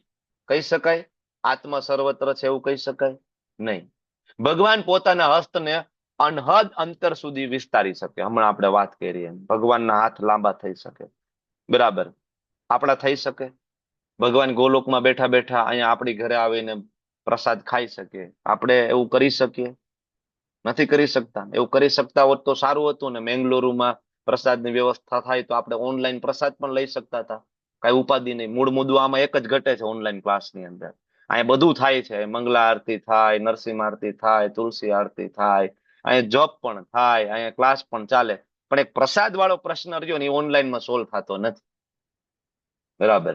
જો પ્રસાદે મળી જાય ને તો આ કહેવાય ને કે ઘણું બધું સુગમ થઈ જાય આપણા માટે.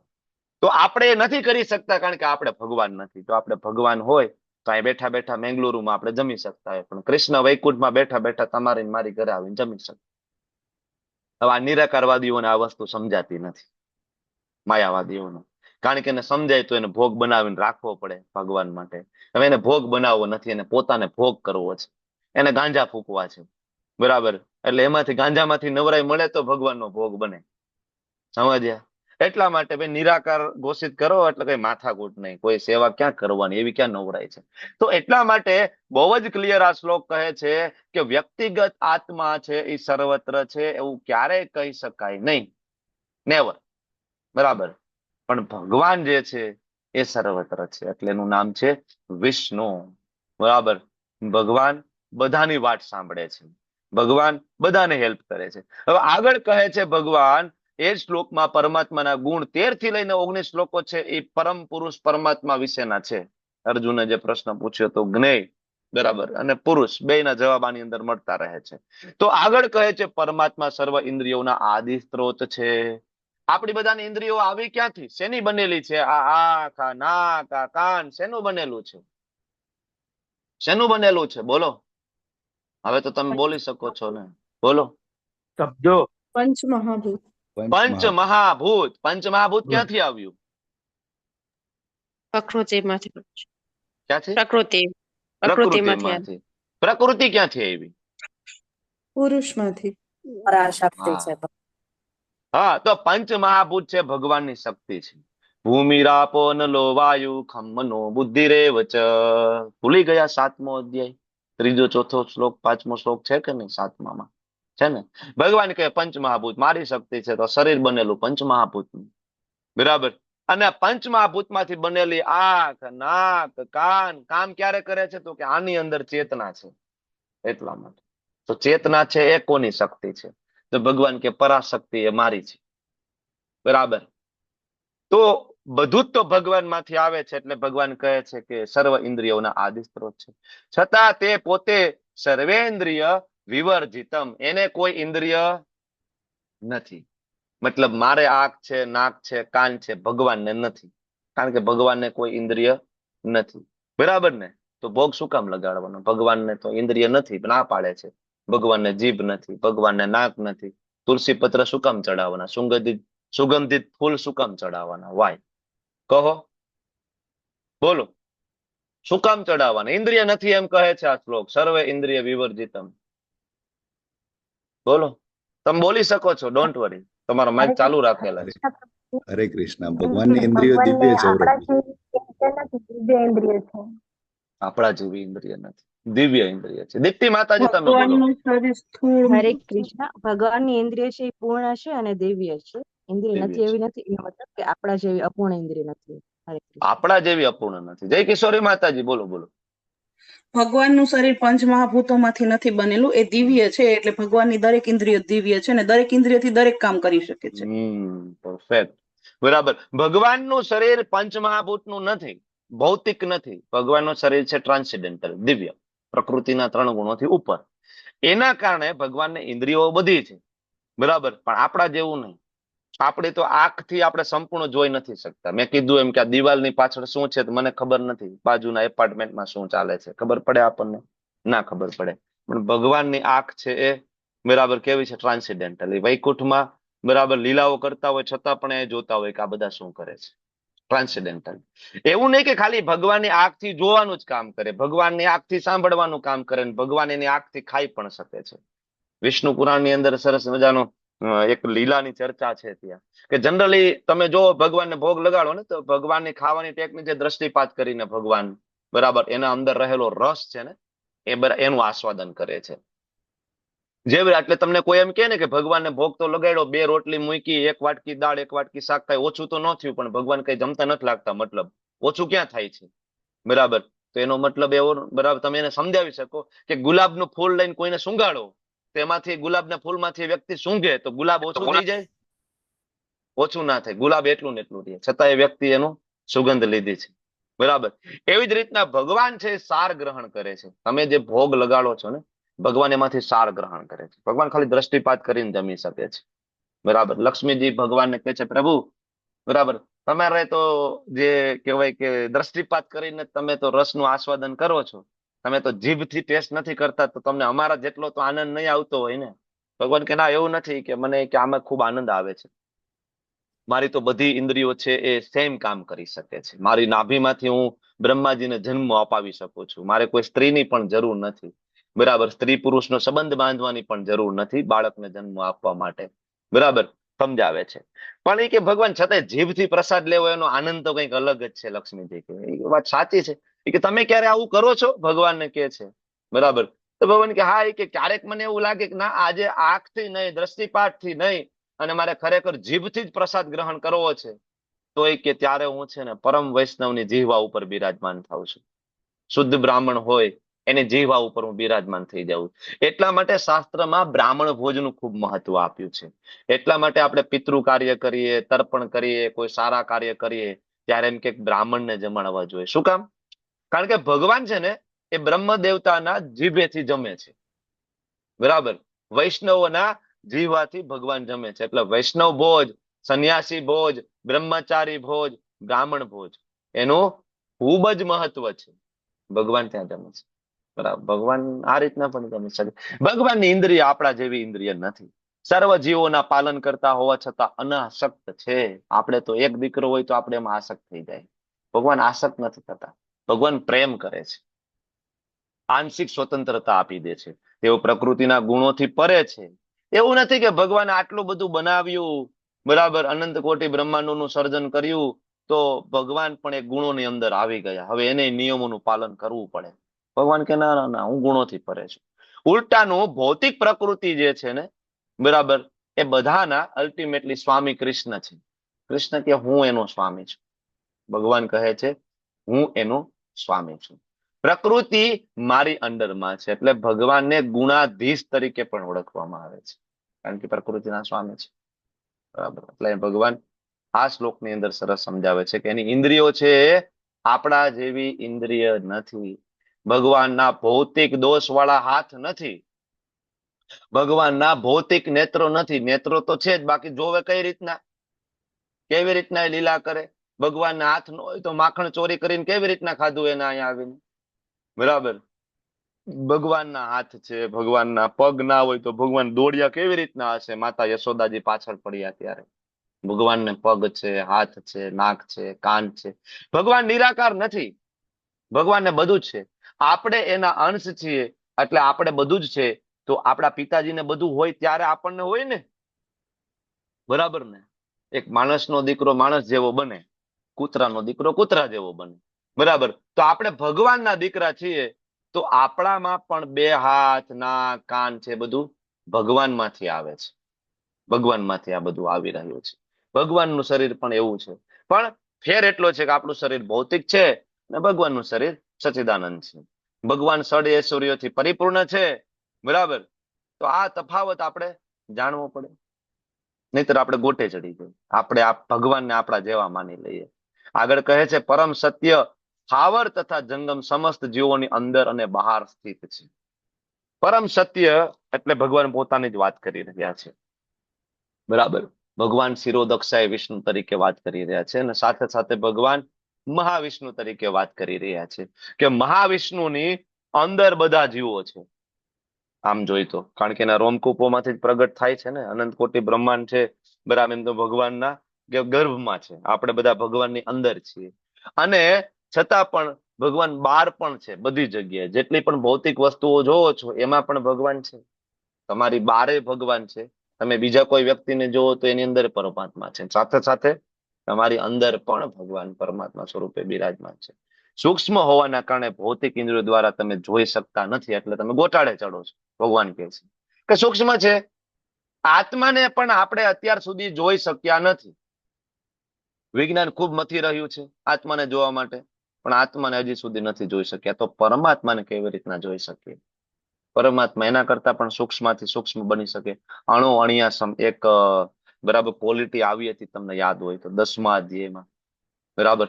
કવિમ પુરાણમ અનુશાસિતારમ અણુ અણિયાસમ, કે અણુ જે હોય ને, નાનામાં નાનો જે એટમ હોય ને, નાનામાં નાનો એટમ, બરાબર? જે અત્યારે જે શોધ આપણે કરી શક્યા હોય, નાનામાં નાના એટમની અંદર પ્રવેશ કરી શકે છે. એ કૃષ્ણ છે. તો ખૂબ સૂક્ષ્મ હોવાથી આપણે જોઈ શકતા નથી. બીજું, અતિ દૂર હોવા છતાં તેઓ સૌની નજીક છે. ભગવાન તો ગોલોક ધામમાં છે, બહુ દૂર કહેવાય ને આપણાથી, બરાબર? છતાં પણ આપણા હૃદયમાં હંમેશા સાથે રહે છે. સુરદમ સર્વભૂતાનામ, હંમેશા સાથે રહે છે, હંમેશા આપણને ગાઈડ કરે છે. પણ આપણે એનું ગાઈડન્સ સાંભળવા માટે તૈયાર હોય તો. ભગવાન ગાઈડ કરવા માટે તૈયાર છે, બરાબર? ભગવાન ચૈત્ય ગુરુ બનીને તમારા મારા હૃદયમાં હંમેશા બેસે છે, પણ તમારે સાંભળવું હોય તો તમને એ અવાજ સંભળાશે, કારણ કે તમને આંશિક સ્વતંત્રતા આપેલી છે, બરાબર? તો માત્ર ભગવાનનો ભક્ત હોય એ ભગવાનને એપ્રોચ કરી શકશે. ભક્ત્યા મામ વિજાનાતિ ભક્ત્યા તો અનન્યા શક્ય. આગળ ભગવાને કીધું છે, અનન્ય ભક્તિ દ્વારા મને મૂળ રૂપમાં જાણી શકાશે. હું એની સાથે રેસિપ્રોકેટ કરીશ. આમથા કઈ વૃંદાવનમાં આટલા સંતો મહંતો રોજ સવારથી બરાબર 2 વાગ્યામાં તમે જો વૃંદાવનની પરિક્રમા કરતા હોય. ગિરી ગોવર્ધન મહારાજની એટલી પરિક્રમાઓ સવાર સુધીમાં, રાત સુધીમાં 2 પરિક્રમા ગોવર્ધન મહારાજની કરી લેતા હોય. શું કામ? કાંઈક રેસિપ્રોકેશન હશે ને, કાંઈક કૃષ્ણની સાથે આદાન પ્રદાન કરતા હશે, કંઈક લીલાઓ કરતા હોય. કોઈ પણ વ્યક્તિ રિસ્પોન્સ વગર કેટલો સમય કોઈ કાર્ય કરી શકે? બરાબર? કેટલો સમય? વિધાઉટ એપ્રિસિએશન કોઈ વ્યક્તિ કામ ના કરી શકે. કાંઈ એપ્રિસિએશન એને ના મળ્યું હોય, કાંઈ એના હૃદયમાં ભગવાને કંઈ પ્રકાશ ના પાડ્યો હોય, તો વ્યક્તિ લાંબો સમય ટકી શકતો નથી, પડી જાય. તો ભગવાન હંમેશા રેસિપ્રોકેટ કરે છે, બરાબર? પરમાત્મા સર્વ જીવોમાં વિભાજિત હોય એમ જણાય છે. આપણને એમ લાગે તમારા પરમાત્મા જુદા ને મારા પરમાત્મા જુદા, વિભાજિત થઈ ગયા છે, પરંતુ એ કદાપી વિભાજિત થતા નથી. પરમાત્મા વિભાજિત નથી થતા. તમારા પરમાત્મા જુદા ને મારા પરમાત્મા જુદા નથી. આ શ્લોક એવું કહેવા માંગે છે. પરમાત્મા એક જ છે. તેઓ એક તરીકે જ સ્થિત છે. તેઓ દરેક જીવના પાલન કરતા છે, છતાં તેઓ સર્વના સંહારક છે અને સર્વને જન્મ આપનારા પણ છે. કારણ કે અલ્ટિમેટલી તો બધું ભગવાન દ્વારા થાય છે. પાલન કહો, પોષણ કહો, સંહાર કહો, બધું એના દ્વારા થાય છે. જીવની ઈચ્છા પ્રમાણે જન્મ થાય, બરાબર? અમુક આયુષ્ય ભોગવવાનું હોય ત્યાં સુધી ભોગવે, અને પાછું કર્મ પ્રમાણે એનું મૃત્યુ થાય, અને નવો પાછું એનું શરીર પ્રાપ્ત થાય, બરાબર? તો પરમાત્મા લાગે કે જુદા જુદા છે, પણ એવું છે નહીં. પરમાત્મા બધાની અંદર એક જ છે. તમારા ને મારા પરમાત્મા એક છે. પણ હા, તમારા ને મારા પરમાત્મા એક છે, પણ આત્મા જુદી જુદી છે. આની ક્લેરિટી ભગવાને બીજા અધ્યાયમાં જ આપી દીધી. નત્વે વાહમ જાતુ નાસમ નત્વમ નેમે જનાધિપા. બરાબર, ત્યાં આપી. એની ક્લેરિટી આને આ જ અધ્યાયમાં ભગવાને ક્ષેત્ર અને ક્ષેત્રજ્ઞની વાત કરી, તો ત્યાં ભગવાને બે ક્ષેત્રજ્ઞ આપ્યા છે. બરાબર, એક ક્ષેત્રજ્ઞ આત્મા અને એક ક્ષેત્રજ્ઞ પરમાત્મા. બે ક્ષેત્રજ્ઞ. અને જે પરમાત્મા તરીકે ક્ષેત્રજ્ઞ છે, યુનિવર્સલ છે. એનો મતલબ એવો થઈ ગયો કે એ પરમાત્મા છે, એક છે, તો જ યુનિવર્સલ હોય. અને આત્મા તરીકે ક્ષેત્રજ્ઞ યુનિવર્સલ નથી કીધો શાસ્ત્રમાં, મતલબ આત્મા બધાની અંદર જુદી જુદી છે. બરાબર. તો દરેક જીવના પાલન કરતા છે, સંહારક છે અને જન્મ આપનારા છે. બરાબર. આગળ ભગવાન કહે છે કે તેઓ સર્વ પ્રકાશમાન વસ્તુઓના પ્રકાશના સ્ત્રોત છે. કોણ? પરમાત્માની વાત કરે છે. તેઓ ભૌતિક અંધકારથી પરે છે. પરમાત્માને ભૌતિક અંધકાર સાથે કઈ લેવા દેવા નથી. અગોચર છે, મતલબ ગોચર એટલે ઇઝીલી અવેલેબલ. અગોચર એટલે થોડું ઇઝીલી અવેલેબલ નથી. મોટા મોટા યોગીઓ હિમાલય ઉપર બેસીને પોતાના હૃદયમાં પરમાત્માનું ધ્યાન કરવા માટે કોશિશ કરતા હોય છે, તો એટલું ઇઝીલી અવેલેબલ નથી, એટલે અગોચર છે. તેઓ જ્ઞાન છે. અલ્ટિમેટલી જ્ઞાનનો સ્ત્રોત છે ભગવાન છે, કૃષ્ણ છે. અને પરમાત્મા અને કૃષ્ણમાં તફાવત નથી, બે એક છે. એટલે કહે છે જ્ઞાન છે. જ્ઞાનના વિષય પણ એ જ છે, પરમાત્માને અલ્ટિમેટલી જાણી લેવું, કૃષ્ણને. અને જ્ઞાનનું લક્ષ્ય પણ એ જ છે. વેદો વાંચી લો, ઉપનિષદો વાંચી લો, પુરાણો વાંચી લો, કોને જાણવાના? કૃષ્ણ. વેદેશ સર્વે અહમ એવ વેદ્યો. અને ક્યાં રહે છે? તો કે તેઓ સૌના હૃદયમાં રહે છે. બરાબર. ભગવાન ભૌતિક અંધકારથી પરે છે. ભગવાનના ધામમાં કોઈ ભૌતિક અંધકાર નથી. ન તદ ભાસતે સૂર્યો ન શશાંકો ન પાવક યદ ગત્વા ન નિવર્તન્તે તદ ધામમ પરમમ મમ. ભગવાનના ધામની અંદર કોઈ સૂર્ય, કોઈ ચંદ્ર, કોઈ અગ્નિ, કોઈ વીજળી, આવા પ્રકાશની જરૂર નથી. અહીંયા આ ભૌતિક જગત છે, અંધકારમય હોવાના કારણે અહીંયા આ બધી વસ્તુની જરૂર પડે. ભગવાનના ધામમાં એવો કોઈ અંધકાર નથી. બરાબર. ભગવાનના જે ગ્રહો અને ભગવાન સ્વયં પોતે સ્વતઃ પ્રકાશિત છે. બરાબર. એટલે અહીંયા ભગવાન કહે છે કે અંધકારથી પરે છે. પોતે જ જ્ઞાનના વિષય છે. જ્ઞાનનું લક્ષ્ય પણ પોતે જ છે. એટલે ભગવાન આગળ 15મા અધ્યાયમાં પણ કહે છે વેદેશ સર્વે અહમ એવ વેદ્યો. બરાબર. આગળ કહે છે ઓકે, આ બધા પરમાત્માના લક્ષણો અત્યાર સુધી જે ચર્ચા કરી એની અહીંયા નાની એવી પીપીટી છે. આગળ કહે છે આ પ્રમાણે ભગવાન કહે છે મેં તને કાર્યનું ક્ષેત્ર એટલે કે શરીર, જ્ઞાન એટલે કે વિનયથી લઈ અને જે આત્મ સાક્ષાત્કારનું મહત્વને જાણવું, આ 20 ગુણોની જે 8 થી લઈને 12 શ્લોકમાં ચર્ચા થઈ એ જ્ઞાન, અને જ્ઞેય એટલે કે પરમાત્મા. ભગવાન કે આનું સંક્ષિપ્તમાં વર્ણન કરી દીધું. 3 વસ્તુ. આને કોણ સમજી શકે? તમે કીધું ને શરૂઆતમાં આજે કે પ્રભુજી આ ક્લાસ બહુ અઘરો લાગ્યો, બહુ સમજાણું નહીં. એટલે ભગવાન કહે છે કે ક્વોલિફિકેશન શું હોવું જોઈએ? તો કે મદ ભક્ત એતદ વિજ્ઞાય. મદ ભક્ત કે માત્ર મારો ભક્ત છે એ આને સમજી શકવા માટે સક્ષમ બને કે શરીર, આત્મા અને પરમાત્મા એ જુદું જુદું છે. પ્રકૃતિ, પુરુષ અને ચેતના જુદી જુદી વસ્તુ છે. બરાબર. ક્ષેત્ર, ક્ષેત્રજ્ઞ, વિભાગ, યોગ એ વિભાગ જુદા જુદા વિભાગમાં આવે છે. ક્ષેત્ર જુદું, ક્ષેત્રજ્ઞ જુદું છે. ક્ષેત્રજ્ઞના પણ 2 પ્રકાર છે. આ વિભાગ કોઈ સમજે તો ક્ષેત્ર, ક્ષેત્રજ્ઞ, વિભાગ, યોગ, ત્યારે એ યોગ સાથે જોડાઈ જાય, મતલબ યોગથી જોડાઈ જાય ભગવાન સાથે સેવામાં. પણ એની પહેલા એને જાણવું પડે ક્ષેત્ર એટલે શું, ક્ષેત્રજ્ઞ એટલે શું. આ 3 વસ્તુ કોઈ જાણી જાય તો એ ભગવાનની સેવામાં લાગી જાય. તો કોણ જાણી શકે? મદ ભક્ત એતદ વિજ્ઞાય. મતલબ આપણે આ ચેપ્ટરને સમજવું હોય તો આપણે શું બનવું પડશે? ભક્ત. એટલે પ્રભુપાદ બહુ ક્લિયરલી કહે કૃષ્ણને સમજવું હોય તો તમારે વૈષ્ણવ બનવું પડે. કૃષ્ણને કોઈ વ્યક્તિ વૈષ્ણવ બન્યા વગર કોઈ દિવસ સમજી શકવાનો નથી. તમારે વૈષ્ણવ બનવું જ પડે, બનવું જ પડે ને બનવું જ પડે, તો જ તમે એને જાણી શકો. બરાબર. તમારે એના મિત્ર, વૈષ્ણવ બનવું એટલે કૃષ્ણના મિત્ર બનવું. બરાબર. તમારે કોઈના જીવન વિશે જાણવું હોય, કોઈ પાસેથી સિક્રેટ રહસ્ય જાણવા હોય તો તમારે એનું મિત્ર બનવું પડે. તમારે એની સાથે ફ્રેન્ડશિપ કરવી પડે. ભૌતિક જગતમાં પણ, અહીંયા પણ તમને કોઈ સામેથી આવીને કહેશે નહીં. કહેશે કે જો આ રીતના પૈસા કમાણું હું, બરાબર, આવું આવું ઘરમાં પ્રોબ્લેમ આલે છે, બરાબર. જે કઈ ઘરના કઈ પણ સિક્રેટ હોય, બરાબર, કેટલા પૈસા છે ને ક્યાં પડ્યા છે ને ક્યાં એફડી કરાવેલી છે ને આ બધા સિક્રેટો કઈ આપણે ખુલ્લેઆમ કહેવા જાય છે બધાને છડેચો? નથી કહેતા ને. બરાબર. પત્ની સાથે સારું બનતું હોય, ખરાબ બનતું હોય, બધા સાથે આપણે શેર કરીએ છીએ પત્ની સાથેની ચર્ચાઓ? નથી કરતા ને. બરાબર. કોની સાથે ચર્ચા કરીએ? તો કે પાકી બેનપણી હોય ને એને ફોન કરીને કહેવાય. પાકી બેનપણી, પાક્કો ભાઈબંધ હોય ને એને ફોન કરીને બધું કહી શકાય. બરાબર. તો એના માટે પાક્કો ભાઈબંધ બનવું પડશે કૃષ્ણનું. એટલે અહીં કૃષ્ણ કે છે મદ ભક્ત એતદ વિદ્યાય. જો આપણે પાકા ભાઈબંધ બનીશું, ભગવાનના મિત્ર બનીશું. ભક્ત બનવું એટલે મિત્ર બનવું. મિત્ર બનવું એટલે સેવા કરવી ભગવાનની. ભગવાનની સેવા કરીશું તો ધીમે ધીમે મિત્ર બની જઈશું. મિત્ર બની જઈશું તો આ ધ્યેય સમજાઈ જશે. તો કઈ બહુ ચિંતાની વાત નથી. એટલે નિરાકારવાદીઓ, અદ્વૈતવાદીઓ શું કામ નથી સમજી શકતા ભગવદ્ ગીતાને? કેટલા બધા મત અને પદ સમાજની અંદર છે, તેઓ નથી શું કામ સમજી શકતા ભગવદ્ ગીતાને? કારણ કે મદ ભક્ત એતદ વિજ્ઞાય. કોઈ ભક્ત બને તો સમજી શકે ને, બધા માટે થોડું અવેલેબલ છે. આનું આગળ ભગવાને પણ કીધું રાજ વિદ્યા રાજ ગુહ્યમ. 9મા અધ્યાયમાં કીધું બધા માટે નથી. બરાબર. તો ભગવાન આગળના જે સેશનમાં સમજાવે છે 5મો વિભાગ, ત્યાં અર્જુનનો આગળનો જે પ્રશ્ન છે એને એડ્રેસ કરે છે, પ્રકૃતિ પુરુષ વિશેનો જે પ્રશ્ન. તો ભગવાન કહે છે ભૌતિક પ્રકૃતિ અને જીવોને અનાદિ સમજવા. બરાબર. એવું છે જ નહીં કે આ પ્રકૃતિ છે બરાબર એ ક્યારે અસ્તિત્વમાં આવીની કોઈ ડેટ ક્યાંય લખેલી જ નથી. તો ઇવન આ જીવ ક્યારે અસ્તિત્વમાં આવ્યો એની કોઈ ડેટ નથી લખેલી. કારણ કે બંને ભૌતિક પ્રકૃતિ અને જીવ અનાદિ છે. વારંવાર આ પ્રકૃતિનું સર્જન થાય, પાલન થાય, પોષણ થાય, વિનાશ થાય. આ તો રોટેશનમાં સતત ચાલે ચાલે ચાલે ને ચાલે, કન્ટિન્યુઅસ ચાલે છે. બરાબર.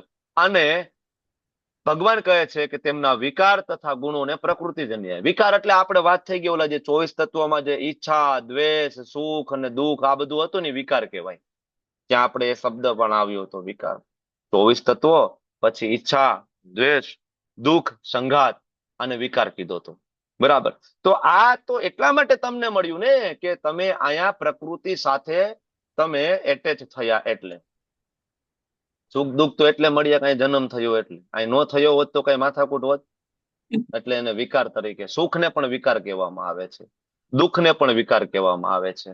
એટલે અહીંયા જયારે 84 લાખ યોનિઓમાં કોઈ વ્યક્તિ આવે, આ બધું જ પ્રકૃતિજન્ય છે.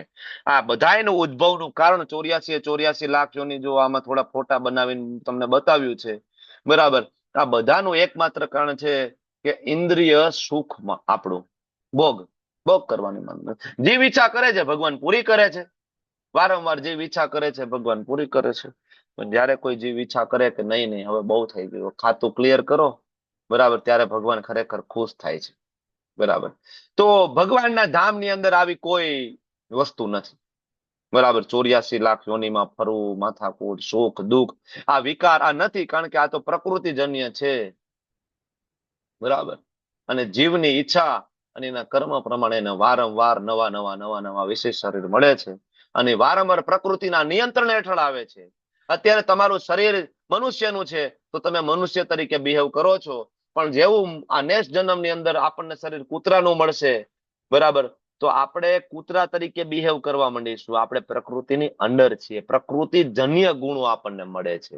અત્યારે આપણે ભાવ નહીં કરીએ, પણ આવતા જન્મમાં કૂતરા બનશું ત્યારે આપણે કરીશું. રોડ ઉપર ભાવ ભોકીશું. ભોગતા બનવાની બહુ ટેવ છે ને આપણને. હું ભોગતા પછી આપણે ભોકીશું આગળ. ભોગતા એટલે ભોગવું, કૂતરા જે ભોકે છે એને. બરાબર. તો અહીંયા ભગવાન ક્લિયરલી સમજાવે છે કે આ બધું પ્રકૃતિજન્ય છે.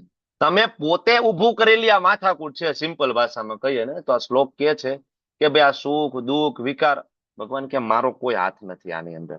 પણ આ બધા એમ કે ને દુઃખ, કૃષ્ણ કેટલા નિર્દય છે. ભગવાન હોય તો આવું ના થાય, ભગવાન હોય તો રેપ ના થાય, ભગવાન હોય તો ચોરી ના થાય.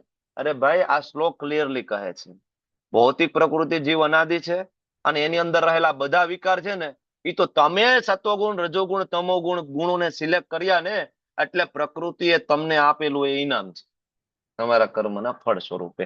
ભગવાનનો કોઈ હાથ નથી આની અંદર. ભગવાનનો હાથ નથી. પ્રકૃતિ સર્વ ભૌતિક કારણો તથા કાર્યોની હેતુ કહેવાય. જેટલા પણ અહીંયા ભૌતિક કારણો તમને જોવા મળે છે, બરાબર, એ જન્મ અને મૃત્યુથી લઈ અને એની વચ્ચેના રહેલા બધા જ કારણો, આની જનક છે એ પ્રકૃતિ છે. એમાં જે કઈ કાર્યો થાય, જે કઈ કારણ થાય, એ બધું ક્યાંથી આવે છે? પ્રકૃતિમાંથી. જીવ આ જગતમાં ના વિવિધ સુખો અને દુઃખો ભોગવવાનું કારણ બની જાય છે. શું કામ? કારણ કે જીવ સિલેક્ટ કરે છે ને. કોઈ સત્વગુણ સિલેક્ટ કરે, કોઈ રજોગુણ સિલેક્ટ કરે, કોઈ તમોગુણ સિલેક્ટ કરે. બરાબર? તો એ વાસના સતત પૂરી કરવાના કારણે નવા કપડા બદલાવીએ છીએ. વાંસાંસી જીર્ણાની યથા વિહાય. બરાબર? તો ક્યારેક આપણે પશુ છીએ, ક્યારેક પક્ષી છીએ, ક્યારેક કીડા મકોડા માકડ જળચર, ક્યારેક સંત છીએ. એટલે આ શ્લોક આપણને કહેવા માંગે છે કે ભાઈ પ્રકૃતિના 3 ગુણોથી ઉપર ઉઠો. ભૌતિક કારણો જે છે ને, ભૌતિક કારણો, પ્રકૃતિ એટલે સત્વગુણ રજોગુણ તમોગુણ, બધા જ ભૌતિક કારણો જ્યાં માથાકૂટ જેટલી પણ ચાલે છે બધાની હેતુ છે કોણ? તો કે પ્રકૃતિ. પ્રકૃતિ એટલે શું? સત્વગુણ રજોગુણ તમોગુણ. બરાબર? એની હેતુ છે. બરાબર? હવે જીવ આ જગતમાં આવ્યો તો એને સુખ અને દુઃખ મળ્યા. એનું કારણ શું? તો કે ભાઈ પ્રકૃતિ સાથે એનું એટેચમેન્ટ થયું. તમે અમેરિકામાં, જ્યાં ભારતમાંથી તમારો પ્લેન અમેરિકામાં લેન્ડ થાય તો અમેરિકાના કાયદાઓ તમારી ઉપર થોપી બેસાડવામાં આવે છે. તમને પૂછવા નથી આવતી અમેરિકન સરકાર કે ભાઈ તમે ભારતીય છો તો ભારતના કાયદા તમારા ઉપર લગાડીએ કે અમેરિકાના કાયદા લગાડીએ. પૂછવા આવે છે? નથી પૂછવા આવતા ને. અહીંયા પાનની પિચકારી ગમે ત્યાં મારીએ છીએ. દુબઈમાં જઈને મારો, ગલ્ફ કન્ટ્રીઝની અંદર જઈને પાનની પિચકારી. ઓન ધ સ્પોટ ગાડી આવશે અને ફાઇન કરશે. તમને પૂછવામાં નહીં આવે. તમારા ઉપર એક કાયદો ઠોકી બેસાડવામાં આવશે. તમે એના માટે બાધ્ય છો. ફરજિયાત તમારે કાયદો માનવો પડશે, કારણ કે તમે દુબઈમાં છો, તમે સિંગાપોરની અંદર છો, તમે અમેરિકામાં છો. એવી રીતના જ્યારે કોઈ વ્યક્તિ આ ભૌતિક જગતની અંદર જન્મ પ્રાપ્ત કરે 84 લાખ યોનિઓમાં, તો એને જે તે યોનિ પ્રમાણેના પ્રકૃતિએ બનાવેલા કાયદા એના ઉપર ઠોકી બેસાડવામાં આવે છે. That is compulsory. તમે એમાંથી છૂટી શકતા નથી. એટલે ભગવાન કહે છે સુખ દુઃખ ભોગવવાનું તમે કારણ બની જાઓ છો. હું તો ના પાડું છું. શું કામ જાઓ છો ભાઈ હેરાન થવા માટે? પાછા આવી જાઓ. બરાબર? તો શ્રીલ પ્રભુપાદજી તાત્પર્યમાં સરસ એક ભાગવતમનો શ્લોક લખે, સુણોતામ સ્વકથા કૃષ્ણ પુણ્ય શ્રવણ કીર્તનમ હૃદયંતસ્તિ ભદ્રાણી વિધુનોતિ સુરક્ષિતમ. કે ભાઈ આ જે ક્લીનિંગ પ્રોસેસ છે ને એ શ્રવણથી થાય. સાંભળો, લેક્ચર વારંવાર સાંભળશો ને તો તમને ખબર પડી જશે બધી માથાકૂટ છે ને અહીં સત્વગુણ રજોગુણ તમોગુણ થી ચાલુ થાય છે. તો આમાંથી આપણે ધીમે ધીમે ઉપર ઉઠીએ. આ પ્રમાણે જીવ પ્રકૃતિના 3 ગુણોને ભોગવતો પ્રકૃતિમય જીવન જીવે છે. બરાબર ને? કોઈ સત્વગુણને સિલેક્ટ કરે તો સત્વગુણમય જીવન જીવે છે, સારો માણસ બને, સત્વગુણમાં સાધુ બને, સંત બને, આસ્તિક બને, આગળ જતા વૈષ્ણવ પણ બની શકે. બરાબર? કોઈ રજોગુણને સિલેક્ટ કરે તો લોભી બને, કામી બને, ભોગી બને. બરાબર? અને કોઈ તમોગુણને સિલેક્ટ કરે તો વ્યભિચારી બને. બરાબર? વ્યભિચારી બને, વ્યસની બને, પ્રમાદી બને. એટલા માટે ભગવાન કહે છે પ્રકૃતિના 3 ગુણોને ભોગવતો એ પ્રકૃતિમય જીવન જીવે છે. સત્વગુણ પ્રકૃતિમય, રજોગુણ પ્રકૃતિમય, તમોગુણ પ્રકૃતિમય જીવે છે. અને આજુબાજુમાં જો આ જ છે ને, કોઈ તમોગુણ પ્રકૃતિમય જીવન જીવે, કોઈ રજોગુણ પ્રકૃતિમય જીવન છે, કોઈ સત્વગુણ પ્રકૃતિમય જીવન જીવે છે. તો આ થયું શું કામ? તો ભગવાન કહે છે એના ભૌતિક પ્રકૃતિના સંગના કારણે થયું. મેં ક્યાં કીધું છે ભગવાન કે તમે સંગ કરો? હું તો ના પાડું છું. તમે મિત્રતા કરી છે. ભગવાન અહીંયા આ શ્લોકમાં સમજાવે છે કે કોની સાથે મિત્રતા કરવી ને કોની સાથે ના કરવી. તમે મિત્રતા કરી છે પ્રકૃતિના 3 ગુણો સાથે. ભગવાન કહે છે હું તો બીજા અધ્યાયથી કહેતો આવું છું, ત્રૈગુણ્યા વિષયા વેદા નેત્રૈગુણ્યો ભવાર્જુન, કે અર્જુન પ્રકૃતિના 3 ગુણોની અંદર માથાકૂટ રહેવાની છે. ઉપર ઉઠો, ગુણાતીત અવસ્થાને પ્રાપ્ત કરો. અમથા તો કઈ ઋષિ મુનિઓ બધું છોડીને હિમાલયમાં નહોતા બેસી જતા એ પ્રકૃતિને 3 ગુણોથી ઉપર ઉઠવા માટે. એ ધારે તો એ વિમાન બનાવીને ઉડી શકતા હતા, મોબાઈલ બનાવીને એ રીલ્સ જોઈ શકતા હતા, પણ ના કર્યું. નોલેજ એની પાસે નહોતું એવું નહોતું. શાસ્ત્રમાં બધું જ નોલેજ આપ્યું છે, બધા જ રિસર્ચ શાસ્ત્રમાં આપ્યા છે, પણ એને ના કરી. શું કામ? કારણ કે માથાકૂટમાં પડવું નહોતું. કારણ કે એ માથાકૂટમાં પડી એટલે પ્રકૃતિ સાથેનો સંગ થાય. પ્રકૃતિ સાથેનો સંગ થયો એટલે પ્રકૃતિમય જીવન જીવવું પડશે. પ્રકૃતિમય જીવન જીવવું પડશે તો સત્વગુણમાં મૃત્યુ થાય તો આગળ એ પ્રમાણે જન્મ, રજોગુણમાં મૃત્યુ થાય તો એ પ્રમાણે જન્મ, તમોગુણમાં મૃત્યુ થાય તો એ પ્રમાણે જન્મ. Repeat birth. બરાબર? હમણાં આપણે વાત કરીને પુનરપી. બરાબર? વારંવાર જન્મ, વારંવાર મૃત્યુ થશે. બરાબર. અને એ રીતે વિભિન્ન યોનિઓમાં ઇષ્ટ અને અનિષ્ટ પ્રાપ્ત થાય છે. પુનરપી જનનમ પુનરપી મરણમ પુનરપી જનની જઠરે શયનમ. કન્ટિન્યુઅસ ફ્લો ચાલુ જ છે, એક પછી એક પછી એક. ઇષ્ટ અને અનિષ્ટ, ઉપરની યોની એટલે ઇષ્ટ, નીચેની યોની એટલે અનિષ્ટ. બરાબર. તો આ ઇષ્ટ અને અનિષ્ટ પ્રાપ્ત કોના કારણે થાય છે? કોઈને કૂતરાની યોની મળી તો કોને ભગવાનની પ્રસન્નતા છે, કોઈ કૂતરો બને એમાં. કોઈ કીટ પતંગા બને, કોઈ મળનો કીડો બને તો ભગવાનની પ્રસન્નતા છે એમાં. ઉલટાનું ભગવાન તો પરમાત્મા તરીકે એની સાથે જવું પડે છે. ભગવાનને ગમે છે આપણે કૂતરા બનીએ, સુવર બનીએ, ઘેટા બનીએ? ભગવાન તો અહીં ના પાડે છે. ભગવાન કહે છે આમાંથી બહાર નીકળો, તમારી આ આઈડેન્ટિટી છે નહીં, તમે તો મારા અંશ છો. બરાબર. મમે વાંશો જીવ લો કે જીવ ભૂત સનાતન. ખોટી જગ્યાએ તો ભગવાન કે તમે મથી રહ્યા છો. બરાબર. તો આગળ ભગવાન કહે છે હવે પોતે પરમાત્મા છે તો શું કરે છે હૃદયમાં બેઠા બેઠા? ઉપદ્રષ્ટા અનુમંતા ચ ભરતા ભોગતા મહેશ્વર. ભગવાન બે કામ કરે આપણા હૃદયમાં બેઠા બેઠા. હવે ભગવાન એક દિવ્ય ભોગતાની વાત કરે છે. પરમાત્મા શું કામ કરે છે? તો એક તો ભગવાન છે એ અનુમંતા, અનુમતિ આપનાર, અનુમતિ. અને બીજું સાક્ષી, સાક્ષી આપ. ભગવાન જોવે છે. આપણને એમ થાય ને આપણે કઈ ખરાબ કામ કરી લઈએ, કોણ જોવે છે? ભગવાન હંમેશા આપણા હૃદયમાં બેસે છે, ઉપદ્રષ્ટા બનીને, સાક્ષી બનીને. અને ભગવાન પરમિશન આપે છે. આ જગતની અંદર કોઈ પણ કાર્ય ભગવાનની ઈચ્છા વગર થાય નહીં. બરાબર. આપણે કહીએ ને ભગવાનની ઈચ્છા વગર પાંદડું પણ ભગવાનની ઈચ્છા વગર હલે નહીં. બરાબર. એ વાત સાચી છે. કારણ કે અલ્ટિમેટલી જે એપ્રુવિંગ ઓથોરિટી છે એ કોણ છે? કૃષ્ણ. ત્રણ પ્રકારના કર્તાની આપણે આગળ ચર્ચા થઈ ચૂકી છે. એક તો આપણે કરતા. પેલા 18 દિવસનો. હરે કૃષ્ણ હરે પ્રભુજી, આ કૃષ્ણ. માઇક બંધ નથી થતું. માલતી મેવાડા માતાજી, તમારું માઇક બંધ કરી દેજો, થોડી કૃપા કરો બંધ અમારા ઉપર. માલતી મેવાડા બંધ માતાજી. બંધ જ નથી થતું પ્રભુજી. કાંઈ વાંધો નહીં, ડોન્ટ વરી માતાજી. ઓકે. તો ઉપદ્રષ્ટા અને અનુમંતા, એક સૌથી નીચેના લેવલનો કરતા લો ઓફ ડિઝાયર, એના ઉપર એક કરતા આવે પ્રકૃતિ, લો ઓફ ફેસિલેટર, અને એના ઉપરથી ઉપર જે કરતા આવે સર્વોચ્ચ કરતા છે. બરાબર. Law of love. બરાબર. Law of approving authority, ultimately એ કૃષ્ણ છે. એટલે ભગવાન કહે છે કે હું સાક્ષી અને હું અનુમતિ બે આપું છું. સર્વોપરી સ્વામી છું, સાક્ષી પૂરનાર, અનુમતિ આપનાર, અને તેમને પરમાત્મા કહેવામાં આવે છે. ભગવાન પોતાનું પરમાત્મા તરીકે ઇન્ટ્રોડક્શન આપે છે. બરાબર. કે હવે પરમાત્મા અને કૃષ્ણમાં બેમાં તફાવત નથી, પણ જ્યારે કોઈ વ્યક્તિ પરમાત્મા વિશે જાણવાની ઈચ્છા કરે તો ભગવાન પરમાત્મા તરીકેનું ઇન્ટ્રોડક્શન આપી રહ્યા છે. તો કન્ફ્યુઝ નથી થવાનું કે પરમાત્મા અને કૃષ્ણ જુદા છે. આના જેવી વાત છે કે નરેન્દ્ર મોદી સાહેબ હોય, પ્રેસિડેન્ટ હોય, તો એની પાસે ઘણા બધા બીજા મંત્રાલયો પણ હોય. તમારે નાણાં મંત્રી તરીકે જાણવું હોય તો કદાચ નાણાં મંત્રાલય પણ મોદી સાહેબે લીધું હોય, એની પણ એક જુદી ઓફિસ હોય. બરાબર. તો તમે નાણાં મંત્રી વિશે પૂછો તો મોદી સાહેબ કહેશે હા નાણાં મંત્રી આવા છે, આવા છે, આવા છે, આવા છે. ત્યારે ઓફિસમાં જાશો તમને ખબર પડશે આ તો એ જ બેઠા છે, પણ એની પાસે નાણાં મંત્રીનું ખાતું છે. એમ કૃષ્ણ પાસે પરમાત્મા વાળું ખાતું પણ છે, શિરોદક્ષય વિષ્ણુ વાળું પણ ખાતું છે, મહાવિષ્ણુ વાળું ખાતું પણ છે. અર્જુને જે પ્રશ્ન પૂછ્યો છે એને એકોર્ડિંગ ભગવાન પરમાત્મા વિશે એને સમજાવી રહ્યા છે. જે મનુષ્ય પ્રકૃતિ, જીવ તથા પ્રકૃતિના ગુણોની આંતરક્રિયા સંબંધિત આ તત્વજ્ઞાનને જાણી લે ને નિશ્ચિત મુકામને પામી જાય. ભગવાને હવે કહી દીધું શું જાણવાનું છે.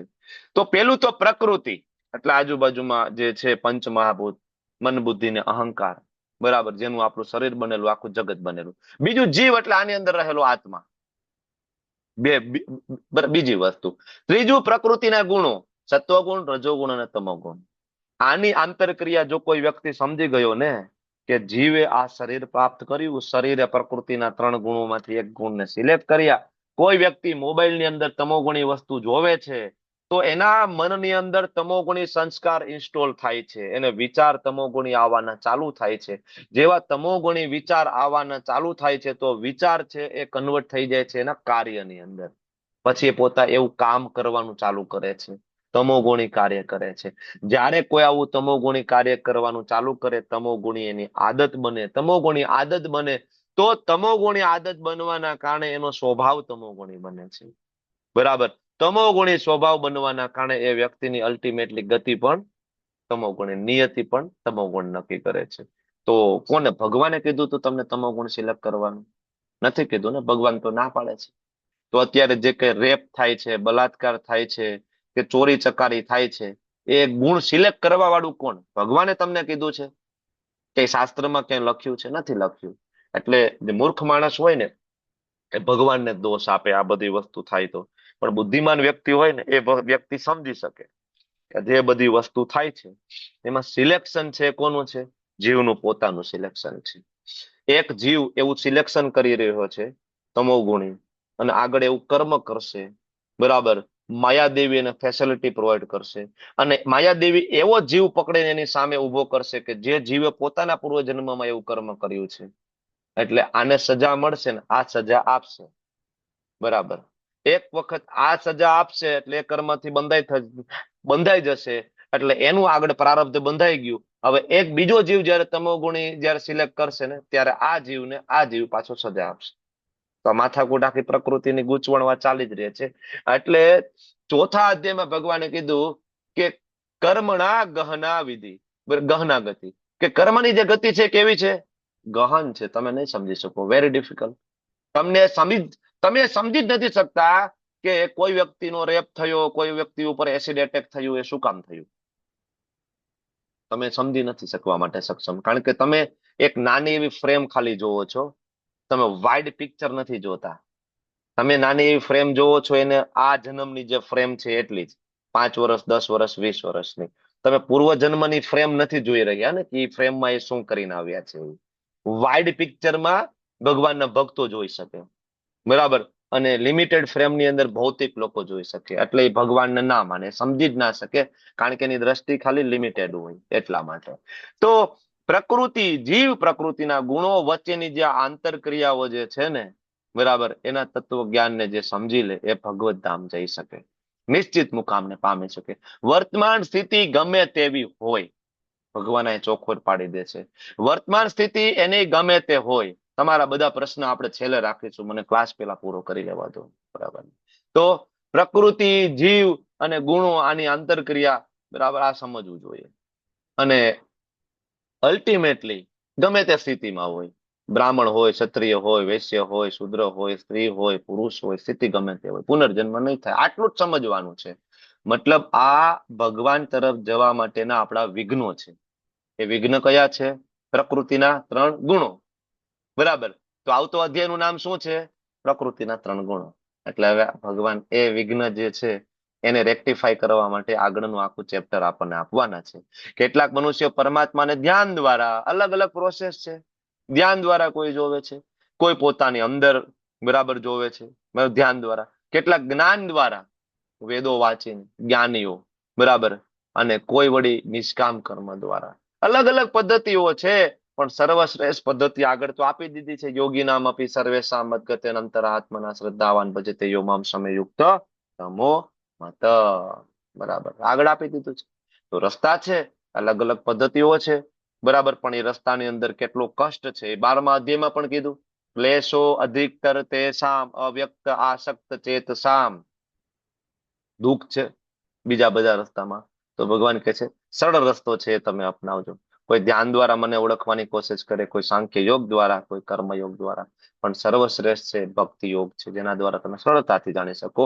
તો કોઈ એમ કે અમને વાંચતા ના આવડે, અમે તો ભણેલા નથી, અમે તો અભણ છીએ, તો ભગવાન કહે એવા લોકો જે આધ્યાત્મિક જ્ઞાનના જાણકાર નથી જાણકાર, નથી જ્ઞાન યોગ જાણતા, અષ્ટાંગ યોગ નથી જાણતા, નિષ્કામ કર્મયોગ નથી જાણતા, તો ભગવાન નહીં મળે એને? ભગવાન કે ના ના ના ના, એને પણ મળશે. કેવી રીતના? અન્ય લોકો પાસેથી પરમ પુરુષ વિશે ખાલી સાંભળવાનું, ખાલી તમે શ્રવણ કરો ને, ભગવાન વિશે બરાબર સાંભળો ને, એટેન્ટિવલી ક્લાસ એટેન્ડ કરીએ, સાંભળીએ, પ્રભુપાદના પુસ્તકો વાંચીએ, બરાબર, અને ભગવાનની ઉપાસના કરવાનું જો તમે ચાલુ કરી દો, સાંભળીને ભગવાનને ભોગ લગાડો, મંગલા આરતી એટેન્ડ કરો, જપ કરો, બરાબર, આ લોકો પણ અધિકારી પુરુષ પાસેથી શ્રવણ કરવાની વૃત્તિ ધરાવતા હોવાથી જન્મ મૃત્યુના માર્ગને પાર કરી જાય. ભલે એની પાસે બીજું કઈ જ્ઞાન ન હોય, જ્ઞાન યોગ નથી જાણતો, અષ્ટાંગ યોગ નથી જાણતો, નિષ્કામ કર્મ યોગ નથી જાણતો, પણ એની પાસે એક ગુણ છે. શું? શ્રવણ. એ સાંભળે છે, ક્લાસમાં આવીને સાંભળે છે, કથા સાંભળે છે, કીર્તન કરે છે, જપ કરે છે, સરસ, બરાબર, જપ કરતા કરતા એ સાંભળે છે. તો આ અત્યારનો જે આધુનિક જે સમાજ છે, એને અત્યારે લાગે. અત્યારે આધ્યાત્મિક જ્ઞાનની કેળવણી 0 છે. કોઈ સ્કૂલ કોલેજોમાં આધ્યાત્મિક જ્ઞાન કઈ આપવામાં આવતું નથી. ઇવન આધ્યાત્મિકતાની વ્યાખ્યા કોઈને ખબર નથી. ખરેખર આધ્યાત્મિક એટલે શું? બરાબર. તો આવા જે નાસ્તિક છે, બરાબર, કે જે આપણને અલગ અલગ તત્વ ચિંતકો છે, બરાબર, જેનું પોતાનું તત્વ જ્ઞાન 0 છે, આજે આવા લોકો જ નકરો પ્રચાર પ્રસાર કરી રહ્યા છે. તો આ સમયે લોકો પાસે આવું જ્ઞાન છે ને, આધ્યાત્મિક જ્ઞાનના જાણકાર નથી, એટલે ભગવાન આ શ્લોક આપે છે. તો એને ખાલી ભગવાન ચૈતન્ય મહાપ્રભુએ કીધું છે, અતિશય ભાર આપ્યો છે, ખાસ કરીને હરે કૃષ્ણ કૃષ્ણ કૃષ્ણ હરે હરે, હરે રામ રામ રામ હરે હરે. ભગવાન ચૈતન્ય મહાપ્રભુએ કીધું ખાલી આ મહામંત્ર બોલો અને કાનેથી સાંભળો, ખાલી સાંભળો, તો પણ ભગવત ધામને પ્રાપ્ત થઈ શકે છે. બરાબર. હરે કૃષ્ણ મહામંત્રનું ચેન્ટિંગ કરો, બરાબર, અને અધિકારી પુરુષ પાસેથી, અહીં પ્રભુપાદ સરસ શબ્દ વાપરે છે, અધિકારી પુરુષ. ગમે ત્યાંથી નહીં. યુટ્યુબમાં હજારો વિડીયો મળે આજ લેક્ચરના, આજ અધ્યાયના, હજારો. પણ પેલા એ પ્રશ્નમાં આપણા હૃદયમાં થવો જોઈએ કે ભાઈ આ જે વક્તા છે, બરાબર, એનો આ લેક્ચર લેવા માટેનો અધિકાર છે? ઓથોરિટીઝ કોણ? બરાબર. કારણ કે ઓથોરિટી 4 જ છે. બરાબર. એ કઈ કઈ 4 ઓથોરિટી? તો કે બ્રહ્મ, શ્રી, રુદ્ર અને કુમાર. આ 4 ઓથોરિટી છે. અને આ 4 ઓથોરિટી દ્વારા એને ઓથોરાઇઝડ કરવામાં આવ્યા છે. બરાબર. તો એની પાસેથી સાંભળવાનું, નહીં તો નહીં સાંભળવાનું. જે ભારતવંશીઓમાં શ્રેષ્ઠ, હે ભારતવંશીઓમાં શ્રેષ્ઠ, એમ જાણી લે કે ચલ તથા અચલ જે કઈ તને અસ્તિત્વમાં દેખાઈ રહ્યું છે ને, બધું આ કાર્યનું ક્ષેત્ર તથા તેના ક્ષેત્રજ્ઞનો સંયોગ માત્ર છે.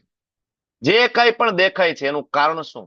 એને એપ્રુવ આપવા વાળું કોણ? એપ્રુવલ કોણ આપે? બરાબર. જે કઈ પણ તમે જોવો છો, બ્રહ્માંડના સર્જન પૂર્વેથી લઈ અસ્તિત્વ ધરાવનાર ભૌતિક પ્રકૃતિથી લઈને જીવ વિશે જે કઈ તમે જાણો, બરાબર, આ બધા વસ્તુની અંદર એક જ વસ્તુ છે, કાર્યનું ક્ષેત્ર એટલે કે શરીર, અને ક્ષેત્રજ્ઞ એટલે કે આત્મા ને પરમાત્મા. આનો સંયોગ ના થાય ને, બરાબર, તો પણ જે કઈ તમે જુઓ, ચલ કે અચલ, અચલ એટલે જે ગતિશીલ નથી, એ વૃક્ષ, ટેકરી, પર્વત, અને અચલ એટલે કે જે ગતિશીલ છે, પશુ, પક્ષી, પ્રાણી, આ બધું, બરાબર. પણ આ બધાની અંદર પરા પ્રકૃતિનો સહયોગ થાય ને, ત્યારે જ એની અંદર ચેતના આવે. પરા પ્રકૃતિના સ્પર્શ વગર અહીંયા કઈ જ ઉત્પન્ન થઈ શકતું નથી. બરાબર. આગળ કહે છે ભગવાન કે જે મનુષ્ય પરમાત્માને સર્વ શરીરોમાં આત્માની સાથે રહેલો, મતલબ આત્મા ને પરમાત્મા બે જુદા જુદા છે. હવે આ શ્લોકમાં પણ એક ક્લેરિટી આવી ગઈ ને, કે આત્મા ને પરમાત્મા બે એક નથી. તો જે લોકો એમ કે છે કે આત્મા અહીંયા સંસારમાં આવીને માયામાં પડી ગયો અને એક દિવસ એ ધ્યાન, યોગ, તપ કરીને આત્મા પરમાત્મા બની જશે, તો અહીંયા કહે છે કે બે જુદા જુદા છે. પરમાત્માને સર્વ શરીરોમાં આત્માની સાથે જ આત્મા ને પરમાત્મા જુદા જુદા છે એમ સમજે છે. આ નશ્વર શરીરમાં રહેલ ન તો આત્મા કે ન તો પરમાત્મા, બેમાંથી એક ક્યારેય નષ્ટ નહીં થઈ જાય. શરીર નષ્ટ થશે, બરાબર, તે જ વાસ્તવમાં સત્યને જુએ છે.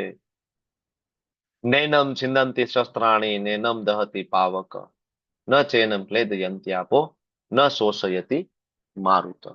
આત્માનો ક્યારેય નાશ નથી થતો. ભગવાન બીજા અધ્યાયથી આપણને આ જ વસ્તુ સમજાવે છે.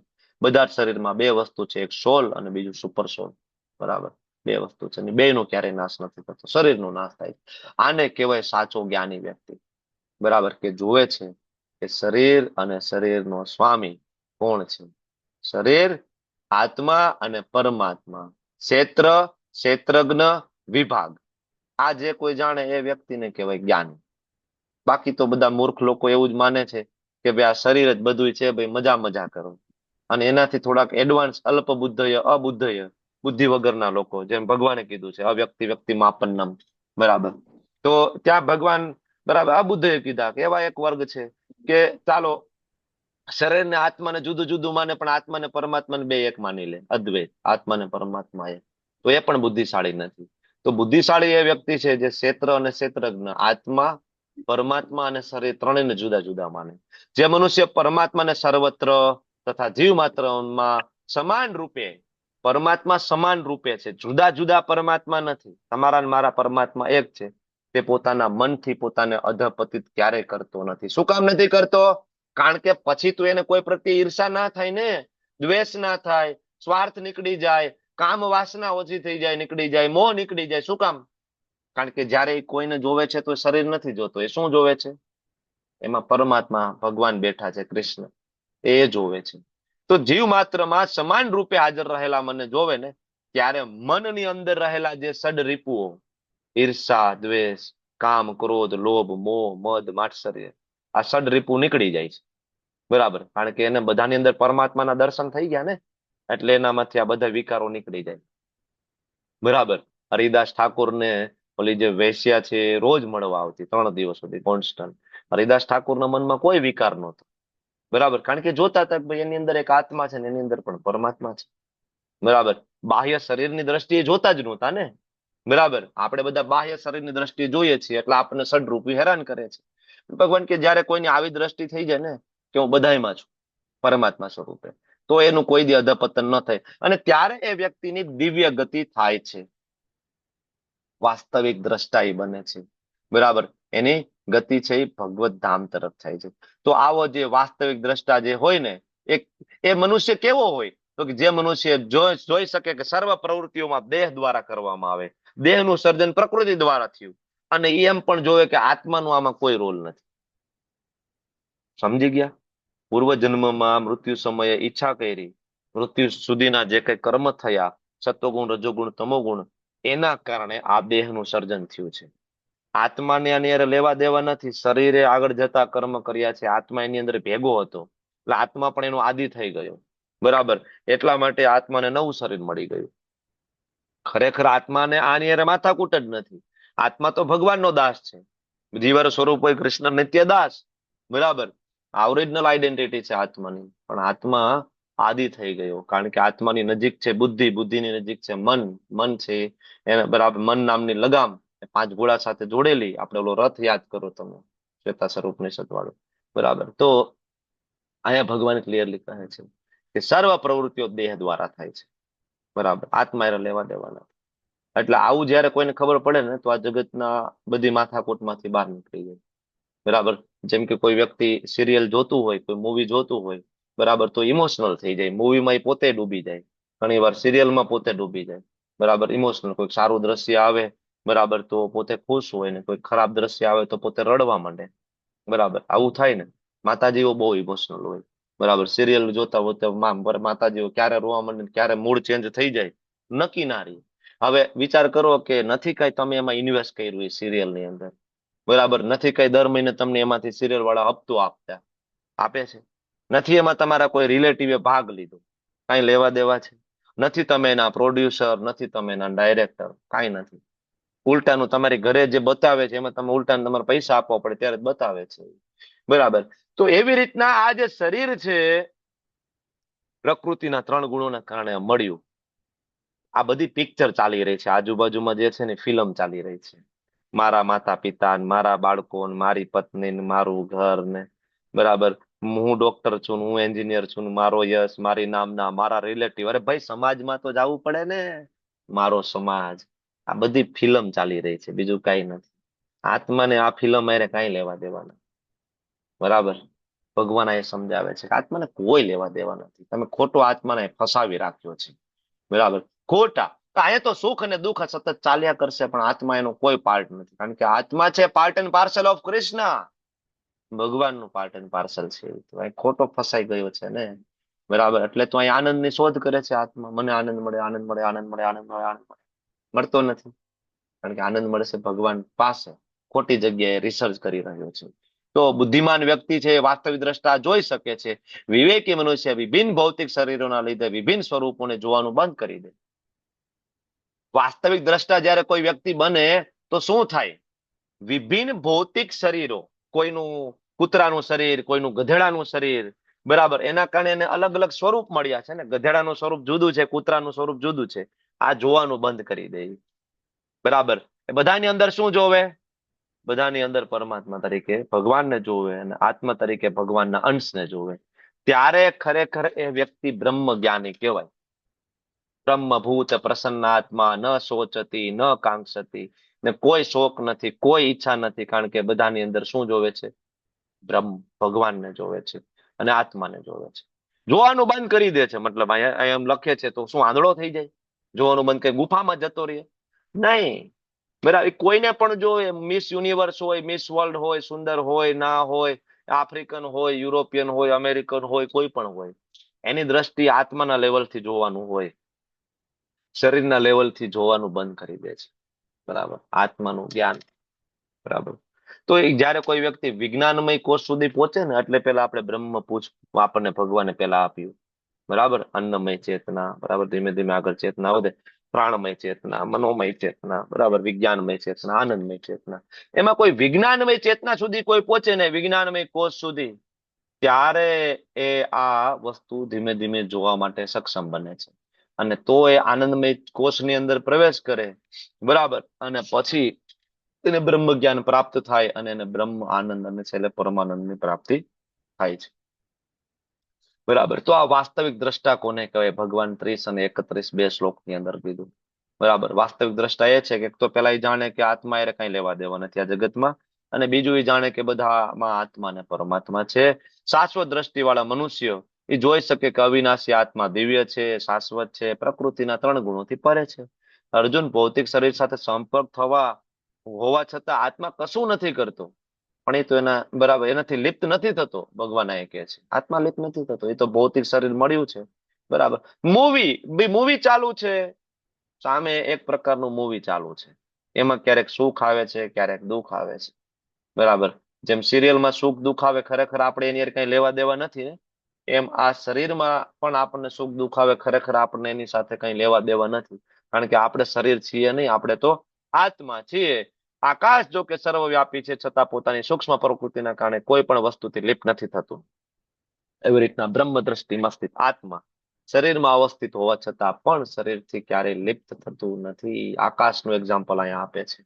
બરાબર. આકાશ સર્વવ્યાપી છે, બધી જગ્યાએ છે, અવકાશ બધી જગ્યાએ, લિપ્ત ના થાય. બરાબર. જેવી રીતના હવા બધે જ છે. બરાબર. બધા સાથે હવા મિક્સમાં હોય. બરાબર. પણ છતાં પણ એ મિક્સ નથી થઈ જતી. પાણીમાં પણ હોય, કાદવમાં પણ હોય, પણ ભળી નથી જતી. હવાનું અસ્તિત્વ જુદું જ રહે છે હંમેશા. મિક્સ ના થાય કોઈ દિવસ. હવા કોઈ સાથે કે ભળી ના જાય, હવા મિક્સ ના થઈ શકે.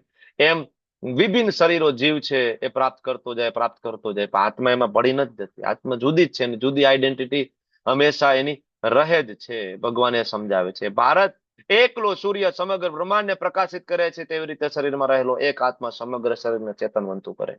એક સૂર્ય આખા બ્રહ્માંડને પ્રકાશિત કરી શકે, એમ આપણા શરીરમાં રહેલો નાનો એવો જે ભગવાનનો સ્ફુલિંગ જે આત્મા છે, આખા શરીરને ચેતનવંતું કરે. પગમાં કાંટો લાગે તો તરત ખબર પડી જાય કાંટો લાગ્યો છે. ચેતના આપે કોણ? આત્મા. આત્મા છે તો કાંટો લાગ્યો ખબર પડે ને. આત્મા નીકળી ગયા પછી તો પોસ્ટમોર્ટમ કરે, આખી છાતી કાપી નાખે. બરાબર. અંદરથી કે હૃદય બહાર કાઢી નાખે, આંતરડા બહાર કાઢી નાખે. ક્યાં દુખાવો થાય છે આપણને? આત્મા છે ત્યારે આ બરાબર ચેતના છે, નહીતર ક્યાં છે ચેતના શરીરની અંદર? શરીરની પોતાની કોઈ ચેતના નથી.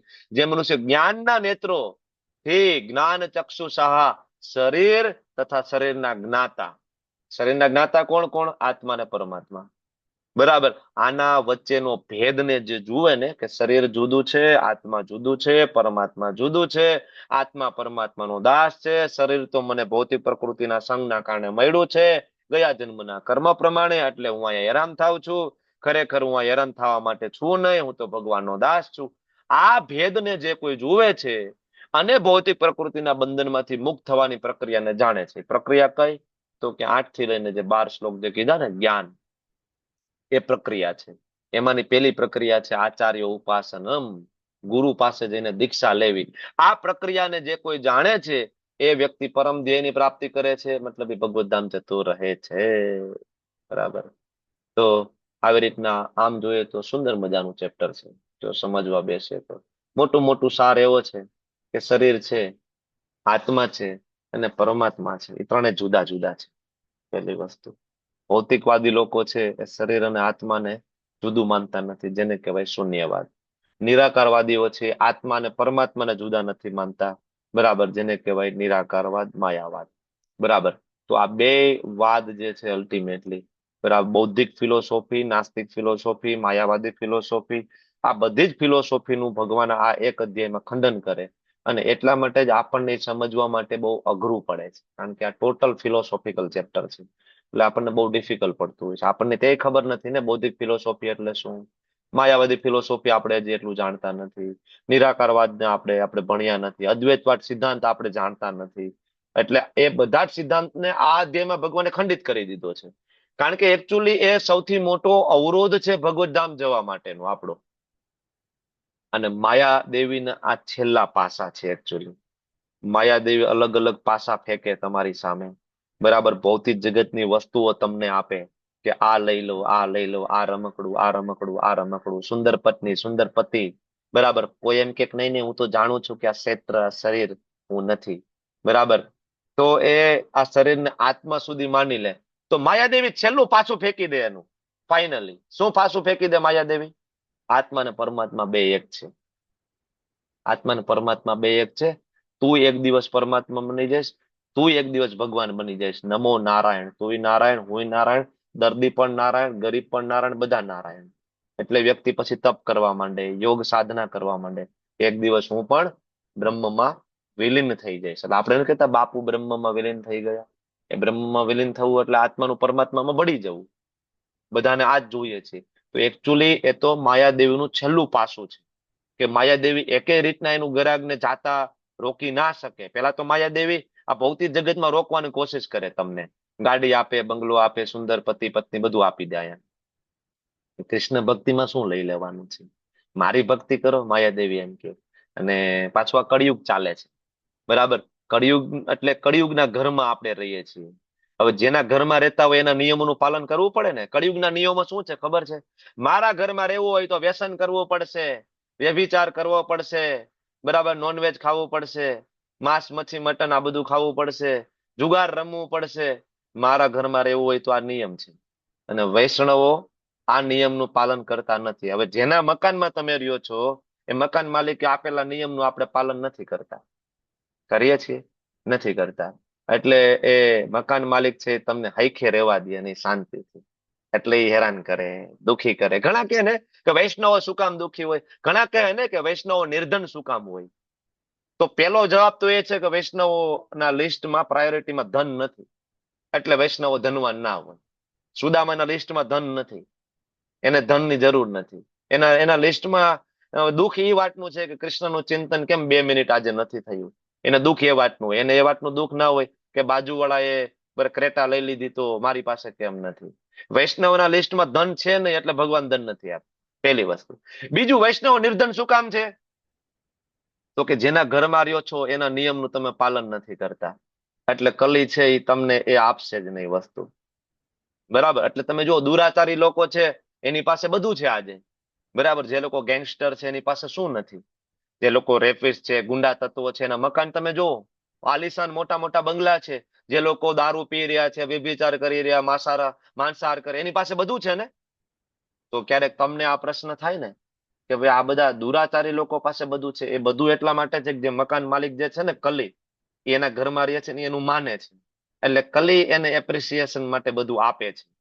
આપણે કલીના મકાનમાં રહીને આપણે કલીના નિયમોનો ભંગ કરી દીધો છે કે નહીં, અમે નહીં માનીએ, બરાબર. એટલે કલી આપણને ફેસિલિટેટ નથી કરતો. એટલે વૈષ્ણવ પાસે બહુ ધન હોય નહીં, કારણ કે વૈષ્ણવને પ્રાયોરિટીમાં નથી અને કલીથી વિરુદ્ધમાં આપણે ચાલીએ છીએ, બરાબર. પણ વૈષ્ણવ પાસે સૌથી મોટું ધન છે, એ છે હરિનું નામ, બરાબર. એ કોઈ પાસે નહીં. ગોલોકેર પ્રાણધન હરિનામ સંકીર્તન. ઓકે. વાંછા કલ્પતરુભ્યશ્ચ કૃપા સિંધુભ્યઃ ચ પતિતાનાં પાવનેભ્યો વૈષ્ણવેભ્યો નમો નમઃ. અનંત કોટી વૈષ્ણવ વૃંદ કી જય. શ્રીલ પ્રભુપાદ કી જય. ગુરુ મહારાજ કી જય. હરે કૃષ્ણ કૃષ્ણ કૃષ્ણ હરે હરે, હરે રામ રામ રામ હરે હરે. હરે કૃષ્ણ. Thank you. સુરક્ષા માતાજી કઈ એનાઉન્સમેન્ટ કરવું છે? બોલો. હરે કૃષ્ણ પ્રભુજી, દંડવત પ્રણામ. આ લેવલ 3 માં જે લોકો છે અને જેની પાસે લેપટોપ હોય તો રેકોર્ડિંગ સેવા માટે આજે 5 થી 7 ના ગાળામાં જોઈતો હતો. 5 થી 7 ના ગાળામાં જોડાઈ જજો લેવલ 3 માટે. રેકોર્ડિંગ ની સેવા છે ભાઈ. કોઈ છે આમાંથી તો એન્ડ્રેસ કરો કે હા હું જોડાઈ જઈશ, તો એ કહી દો તો ખબર પડી જાય અમને. નૈના નડિયાદરા માતાજી છે, ચાલો રેકોર્ડિંગ કરશો તમે? લેપટોપ છે ને તમારી પાસે? બીજું કોણ છે? 2 વ્યક્તિ જોઈએ, 2 વ્યક્તિ. બીજું કોઈ છે? હું પ્રભુજી પ્રયત્ન કરીશ કે 5 વાગે આવીને જોઈન કરી શકું. ઓકે. શૈલેષ ભટ્ટ પ્રભુ પણ ટ્રાય કરે છે, ચાલો જોઈન કરવાનું. હા ઓકે, નૈના નડિયાદરા માતાજી અને શૈલેષ ભટ્ટ પ્રભુ. નૈના માતાજી તો કન્ફર્મ છે એનું, ચાલો, એટલે ચિંતા નથી. કદાચ હા લાઇટ જાય, પાવર જાય એટલે આપણે બે વ્યક્તિ બરાબર ઈચ્છીએ છીએ. ઓકે, ચાલો એક માળા કરી લઈએ સાથે મળીને, પછી કઈ ચર્ચા હશે તો આગળ વધીશું. માઇક ચાલુ કરો, વિડીયો ઓન કરો. જય શ્રી કૃષ્ણ ચૈતન્ય પ્રભુ નિત્યાનંદ શ્રી અદ્વૈત ગદાધર